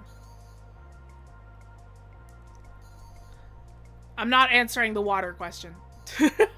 It's It's not happening. I'm not getting into that kind of debate again. It's not going to happen. Birds sound complicated. They are. She kind of screams at me a lot. Really hates my phone. It's the reason why I don't take a lot of photos, because she freaks out every time I have my phone near her. I'm like, nope. So, like, she does not flip out. I don't want to cause her more anxieties, so I just try not to have my phone around her. Did I ever watch Lord of the Rings? Yeah, ages ago. Did you hear about the recent SpongeBob news? No. Is air clear or white? It's clear.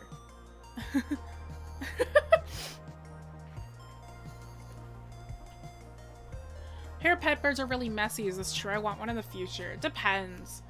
It depends on the type of bird. I mean, like, because budgies, like, my budgie, like, the amount of poop. It's like, it feels like it just never stops. But it just depends on the bird, too. Like, it's like most pets, right? They all have a personality, so, you know, maybe they're very, very messy eaters. What did you do to traumatize your bird with your phone? I didn't. She's just chosen to hate it. I don't know. People who have birds, you know, they choose to hate things. So she just chose to hate my phone. I guess she doesn't like that it buzzes. I don't know. My phone buzzes all the times. Let's see. Speaking of, that's an important question that I've been given. I'm so sorry. Give me a second.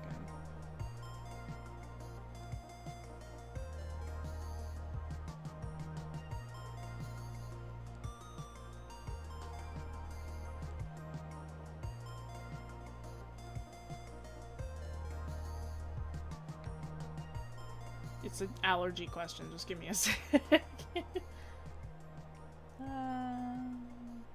Okay. Flip phone. Yeah, I have a Z Flip. I love this thing. Like, it's so cool. You double tap the, like, the screen and, like, has, like, a little screen there, and you can, like, double tap the power button, and then it's like, hey, come on. Listen to me. Yeah, and then it's the camera. Look, it's you, chat. So, like, it turns on the front-facing camera, so then, like, you can take selfies with the higher resolution camera. Yeah, and then it flips. It's so cool. It's such a nice phone. I love this phone. We're short. Yeah, you're small. You're so small. How's it feel being little?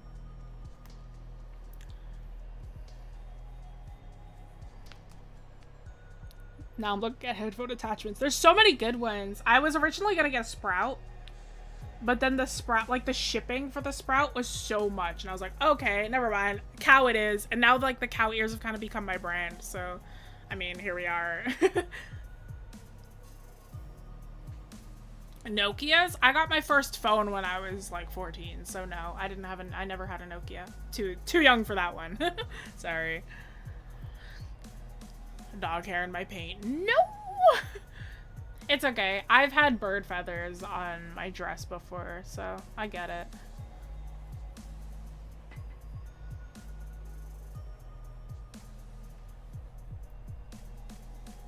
Everyone here is a short stack now. Okay. Question, right? Question. For those of you who drink coffee in chat, how do you take your coffee? How do you take your coffee, right? Because I have a friend who says that there is no other way to drink coffee other than black, and I think that that's wrong. Immediately I see a reimagine. Sorry, I think that that's wrong. See, I personally take my coffee, like, I have a lot of sugar and a little bit of cream.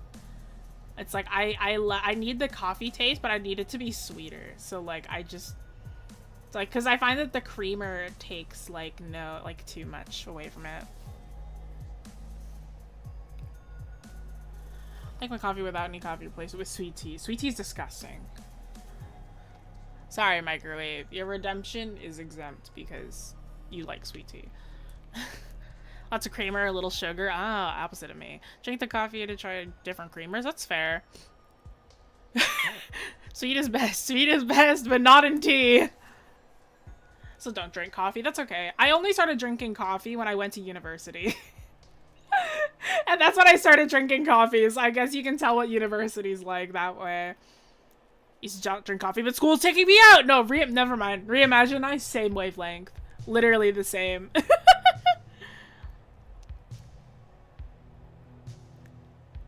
Tried mint tea, it was okay. I love mint to death. Mint tea is okay. I'm like, I don't love mint tea. I only have it when like my stomach is not doing so great, and then I have mint tea. But like, my favorite tea is orange pico. Tea is good, tea is life. I love tea. I love tea. I'm like, I prefer tea black. That one I take black because I'm like, I don't want anything extra in my tea. Who needs coffee when you're able to run on 2 hours of sleep? I can't do that anymore. I used to be able to do that so easily when I was younger, and then now it's like, nope, not happening.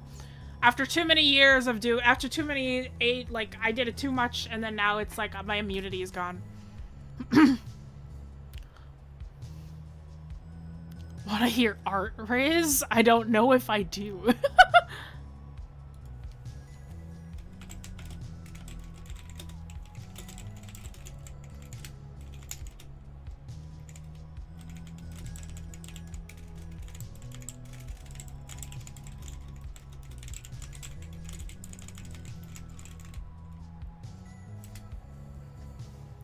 Okay.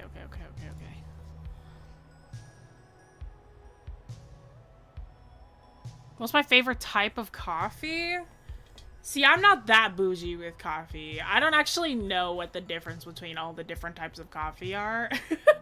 I don't know. I brew it myself and then I add cream and sugar. I don't know. And then, like, I go to Starbucks and I get a... Okay, call me basic if you want. I go to Starbucks and, like, during the fall, I get the pumpkin spice latte with 2 extra pumps of pumpkin spice, and I make it iced because I don't like hot drinks that much.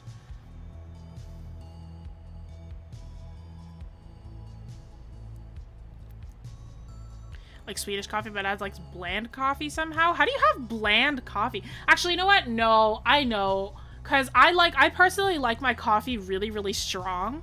Like, I love when the coffee is really, really strong, which is why I guess I need extra sugar. But my mom takes her coffee really, really light. So it's like I have her coffee to taste so watery, and I'm like, I don't like this. I only draw animals, never drew a human hand in my life. I've learned I'm very good at drawing cats. I've had to draw a lot of tabaxi because of D&D. And, like, I got really good at drawing cats because of that. Cannot draw hands. I've learned to love drawing hands. I never used to like drawing hands, but now I do. What makes you have a soft spot for OCs and characters? Because they're like your children. Are you kidding me?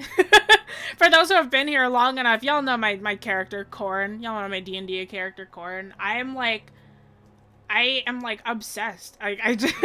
It's like, I created this character. I'm like, he's my child. I have made him. He's mine. Like, Corn, a lot of Corn's backstory just got, like, revealed, so it's like, there's a lot I can talk about him now with, and it's like, there's new stuff that happened because my D&D players, you know. But, yeah. What's my morning hobby? At morning hobby? I don't know. I wake up, I play Pokemon Sleep to see if I caught anything, and then I teach. Is it weird to look up your own OCs? Oh, look up to your own OCs? I don't know the answer to that one. Personally, like, for me, like, my current one that I, like, am hyper fixated on is, like, 8 years old, so I don't. Talk about the 16-digit... No. No, high score. Tabaxi, yes, I'm currently playing a rogue Tabaxi named Lyra. She's basically a modern Robin Hood. That's so cute. Corn, so he's a dragonborn. He's a barbarian. He's little and he's sad right now. He's sad because he learned that his parents are no longer with us. And he's the reason. I wake up and drink like 2 cups of coffee and go back to sleep because the coffee didn't help wake me up. I'm an adult with a job. That's not, I can't do that anymore. 8 human years or dragon years? Will dragons live long in D&D? Dragons live long. Dragonborn do not. Dragonborn live around 80 years. And it turns out as well, Corrin is not 8. It turns out he's 16, and he was brought to the village when he was 8 because he was left by somebody.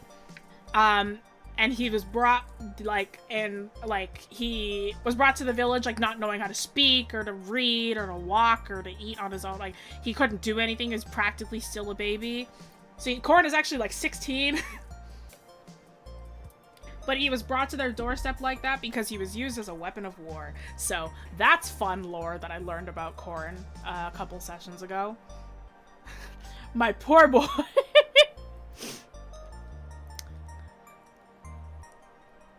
I play a scary little child with a really big scary monster. Are you a warlock?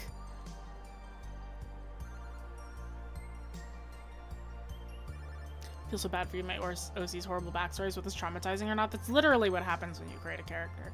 Like, I don't think I know a single character who doesn't have, like, some kind of crazy backstory to them. Who's Corrin? Corrin is my D&D character who shows up on the channel sometimes. He's my OC, quote unquote. But he's my Dungeons and Dragons character that I play as.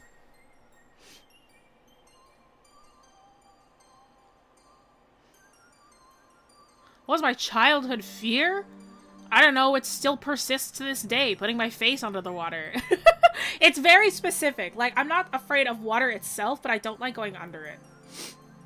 It's just a phobia I have. Hello, how are you?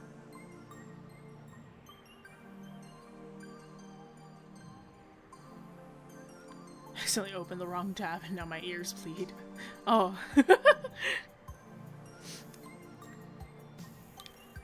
It's really funny, Rose Petals, that you say that. I was talking to my students today about, like, how back in, oh gosh, 7th grade, I did a speech about fear, like fear and phobias. Do you know how weird,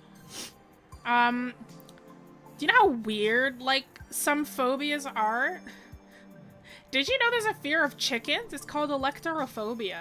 And there's a fear of everything to the left of you. Like, there's a lot of interesting phobias. Like, you can look up a bunch of them, and there's, like, yeah, look up the fear to everything to the left of you. Fear of chickens, electorophobia. There's fears of everything. Why the left? I don't know. There wasn't one for the right, but there is one that's, like, fear of everything to the immediate left of you. How do you live with the fear of things to the left of you? I don't know. I don't have it.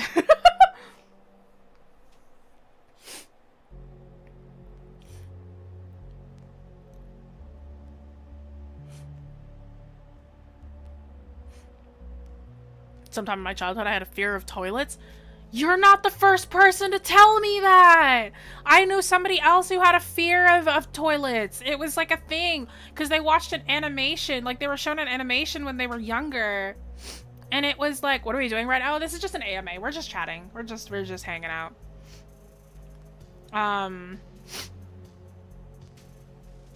I guess a lot of them are, like, less literal. There's some logic to them. I hope so. I don't know. But yeah, you're not the first person to tell me that you're like, somebody was scared of toilets. Because, like, there was a friend of mine who watched an animation, and it, like, scarred them. So they always had a fear of toilets. You were shown the same thing? Oh, the same animation?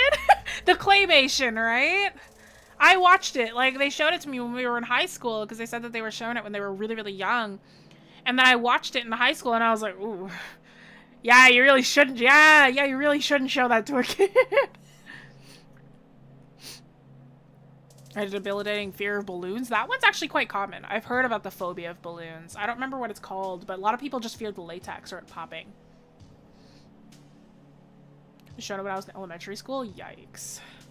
Yikes. You watched it too? Yeah, for those who know, right? The toilet animation.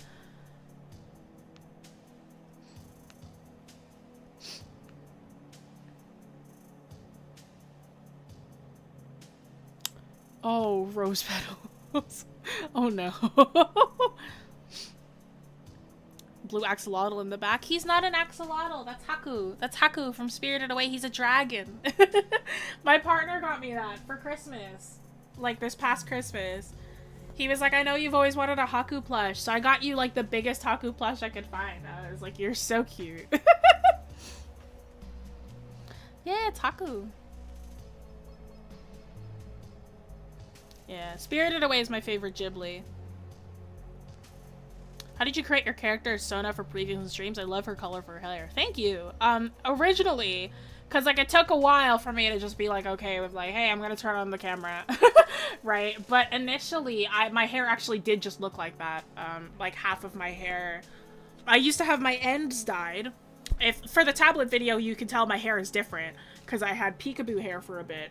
And then now I have this front dye. So you can tell how long ago I filmed that. But, like, my ends of my hair, right? My ends of my hair were dyed. And, like, one half was, like, the red and yellow, and the other half was, like, the blue and green. And, like, I just had this, like, little goblin version of me that I drew because I watched too much Serpelo when I was younger. And I was like, I really like that kind of, like, gremlin style that he does. I'm gonna kind of mimic it for, like, a lot of my meme art that I do. It was, like, way back when I was younger. Like, I want to say, like, early, like, 9th grade high school. And then, like, it just kind of evolved over time into, like, a style that I just started working in, just, like, this little, like, creature, la criatura. And then, like, I just, at one point, it was like, okay, we're gonna just use this for stream, like, stream avatars, because I'd, like, convinced, my boss. I was like, hey, instead of, like, because she was like, I was like, we wanted to take some, like, YouTube videos, too. It's like, are you okay with being on camera? And I was like, no! So we came up with, like, the little Gremlin Jessie assets, and we just used those for, like, video animations, and, like, that just kind of became the thing. Did not expect that Gremlin Jessie's art style derived from Serpelo. No, really, right? Is there a QR code on that bag? No, that's that was a tote bag that I got from the AGO, the Art Gallery of Ontario. They did a, oh gosh, I can't remember what the gallery was, but it spoke to me. I was like, I love this gallery, and it almost made me cry, so, like, I bought the tote bag from it. Really bad fear of deep bodies of water. Yeah, that's fair.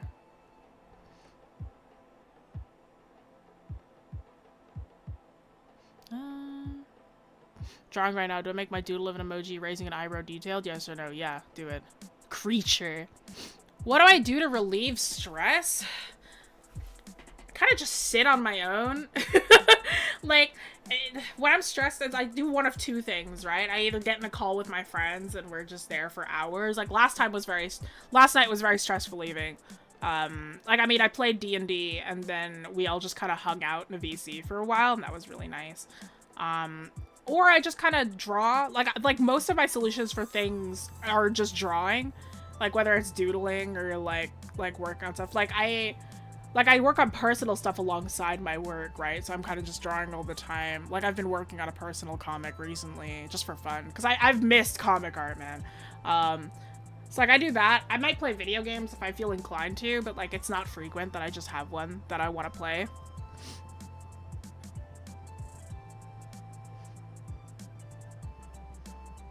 Yes, we should show Joe appreciation. Everybody say thank you, Joe. Have I ever raged at a game?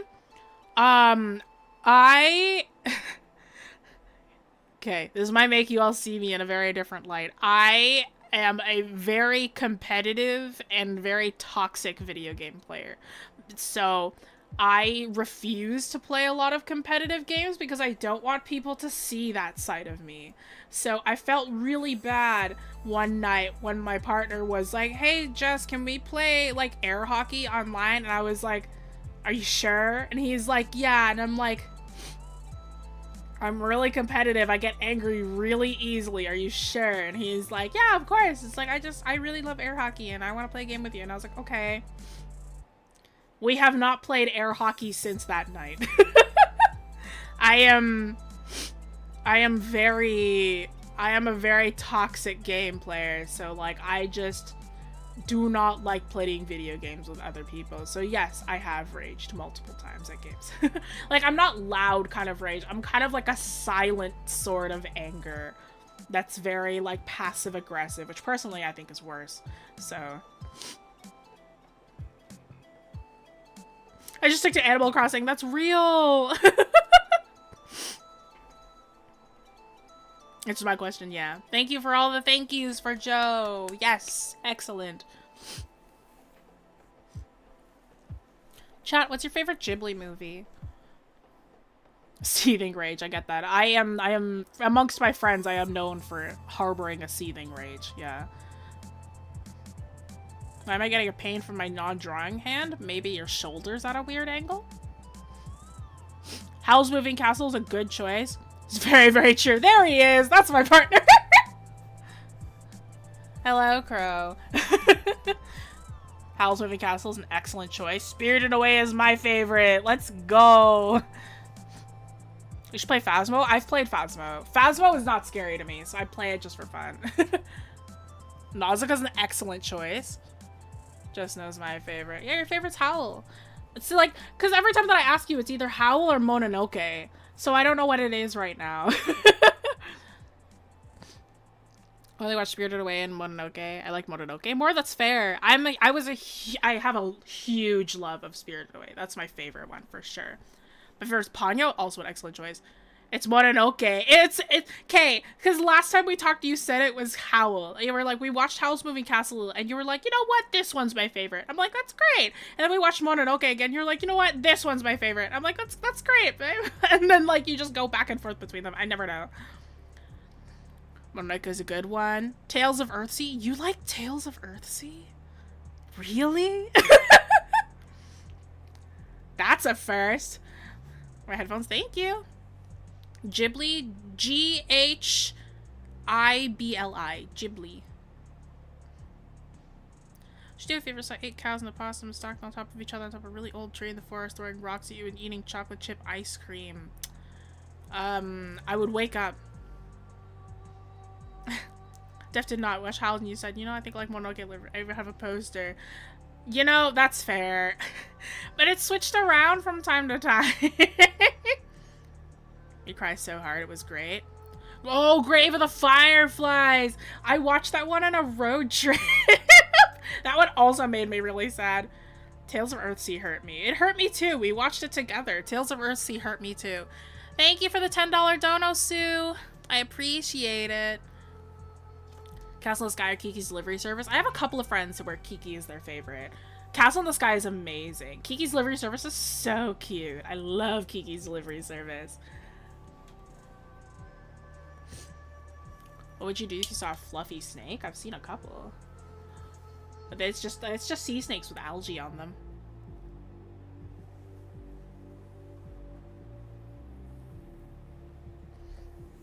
Yeah, I love Spirited Away. Spirited Away has kind of just fueled so much inspiration for me. Like, it's just, I love, like, here's a weird trope that I really like, which is, like, I was gonna ask how you saw a fluffy snake. It's just like, you know, it had algae on it. My favorite animal, I have two. I really love the leafy sea dragon, and I also really love the fennec fox. Those are my two favorite animals. Who already do you think you can make one about hair, ponytail, man bun, down, or wet? It exists, Kuro. If you want to go and look, there was a stream about like hair and stuff. There's been a couple, I think. I love Pinchy in the background just looking in. It's Pinchy. He's over there. He's up. There we go. He's right there. Pinchy. My pinch urchin. What was I saying? I don't remember. Oh yeah, Spirited Away. It's inspired so much. One of my favorite tropes. It's a weird trope that I don't really know how to explain. I was trying to explain it to a friend of mine yesterday. It's like a found family almost. It's a bunch of like very obviously very dangerous, scary creatures, and then just one normal person who's gotten so used to it to the point where it doesn't scare them anymore. But it's just a big group of just these like really scary like monsters and creatures and humanoids and stuff, and you have to like do a lot of specific things to survive, but the person has gotten so used to it to the point that it doesn't scare them anymore. And now it's just this, like, really fun found family situation. Like, that's one of my favorite tropes. So Spirited Away clicks that off for me, personally. I did not play Ni no Kuni. I have seen the art for it, and I was very fascinated by it. Any drawing ideas for me? Practice hands. And if not practicing hands, draw a dragon. Pinchy's thought process is just the Murder on My Mind song? No. It's, personally, my idea of Pinchy's thought process is, the Wind Waker Forest Haven, Inside the Forest Haven soundtrack on repeat for 10 hours.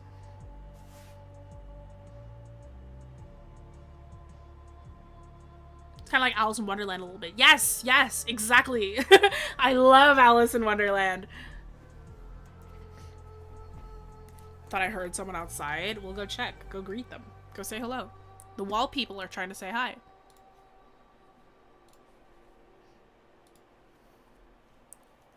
You need to make sure that you're saying hi to your wall people every once in a while. Because if you don't say hi to them, they'll attack you in your sleep.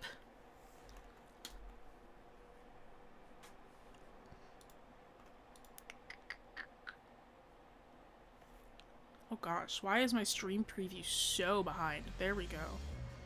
What was up with that? Alright.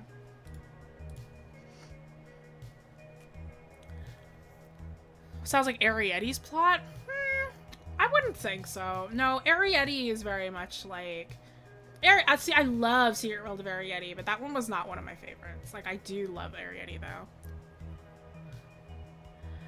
What do you recommend I have for dinner? What are your options? What do you got?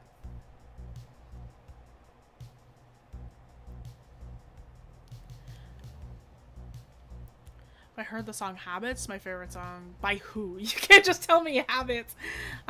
What's the best Chinese food? I won't be able to pronounce it right.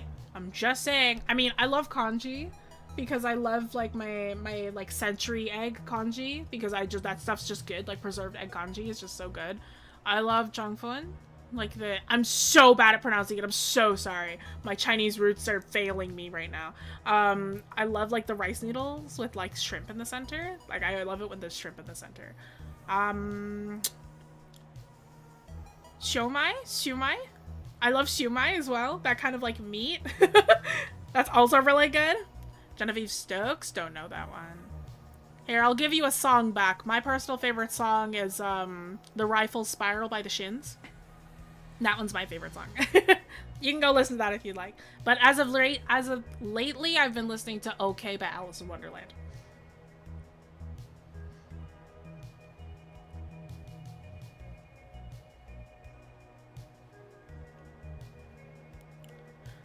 Changfun is Xiaomai.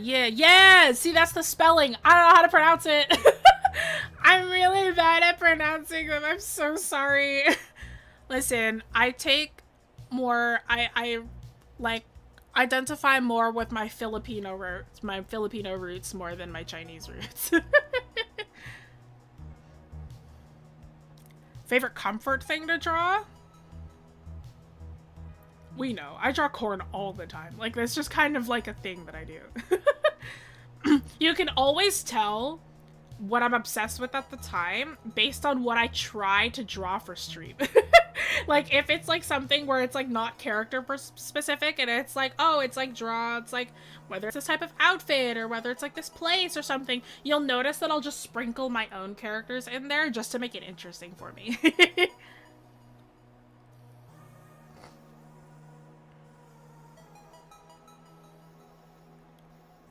Da-da-da. It's an illusion. Time is an illusion. My rabbit in her loaf position. Best meatloaf. Best meatloaf. There was a rabbit in my backyard today, and he is taking a nap in the grass. It was so cute. He was just kind of lying there as a baby bunny. I was like, oh. There are so many, like, rabbits and, like, birds that are always in our backyard, because, like, we practically have a botanical garden in our backyard, so it's, like, it's really nice to see all the wildlife.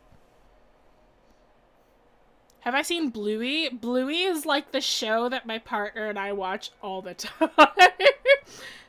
He'll never admit it, but we've both cried multiple times. He calls me cringe when I say that, like, we've both cried. But we've both cried at multiple episodes. There was the camping episode that we both cried at.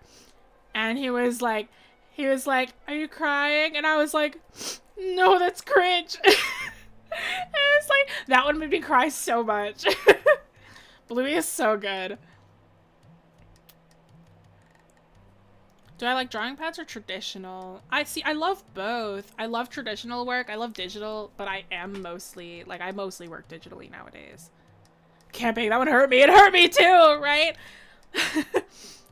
Will I ever see them again? I don't know. It's like, that's kind of sad. Well, would you have rather not met them at all? Don't you want to enjoy the time that you had together? Army made me sad. Army is my partner's favorite one. He loves Army. That one is his favorite. I think Army is so cute. The ending, this was like the first time I saw it, I was like, that was a good one. The art and music in Blue goes so hard. Yeah, those animators, like, it's puppet animation, but they're so good with it.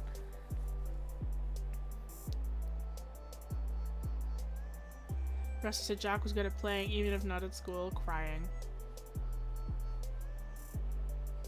You have 7 siblings? I've just got one. I've got a younger brother. He just passed his G2 test. Woo! So he can drive on his own now. The background's in Bluey helping me draw. Being a background artist at a children's show, I've heard that sucks. I've heard that that's like an awful job. You're a triplet? That's nuts.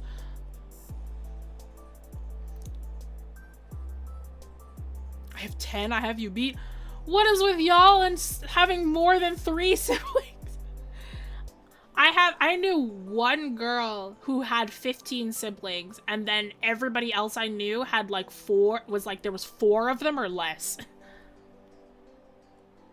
Do I have a spaghetti pillow? Oh, no, it's a blanket. This is a blanket, and that's also a blanket. There are 2 blankets. I just didn't fold that one, the one that's underneath Haku. That's just a blanket. It's a really big blanket. I stitched it myself. I stitched both of those. They're hand stitched. 15? That was a lot, right? My siblings, twins, or triplet didn't die. I both had 14. Oh. That is a lot of siblings. Perhaps it is good that you only have 7. For your parents' sake, I hope they do not have more. My grandma has 8. Y'all, what? Why? 10 brothers. I could never imagine having more than 1 sibling. I'm like, I've had this discussion. I'm like, 2 maximum for me. Like, if I ever have kids, 2 maximum. It's not nothing more than that. That's too much. Especially not in this economy. Having more than 2 kids in this economy, you must be making 6 figures, honey. Is my tongue blue? I just have a neon light, so it's just purple. It makes all of me more purple because of my light.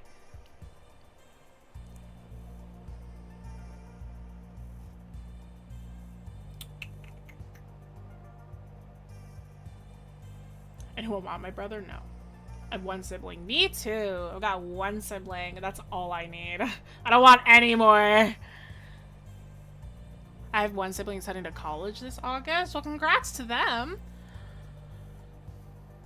Especially if you want to eat pets. 2 is good. Yeah, 2? That's enough. Even with pets in this economy? Honey. You better be making 6 figures.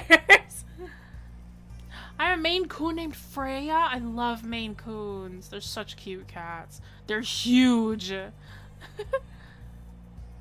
People don't really decide how many they get. No, not really. I mean, there's preventative measures though.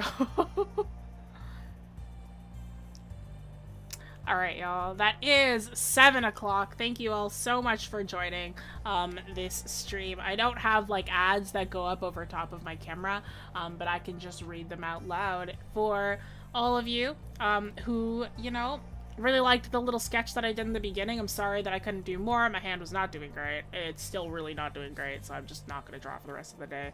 But for those of you who really liked the little sketch that I did in the beginning, make sure to join the Discord. Get a peek of the JPEGs, the stuff that's going to be uploaded up there.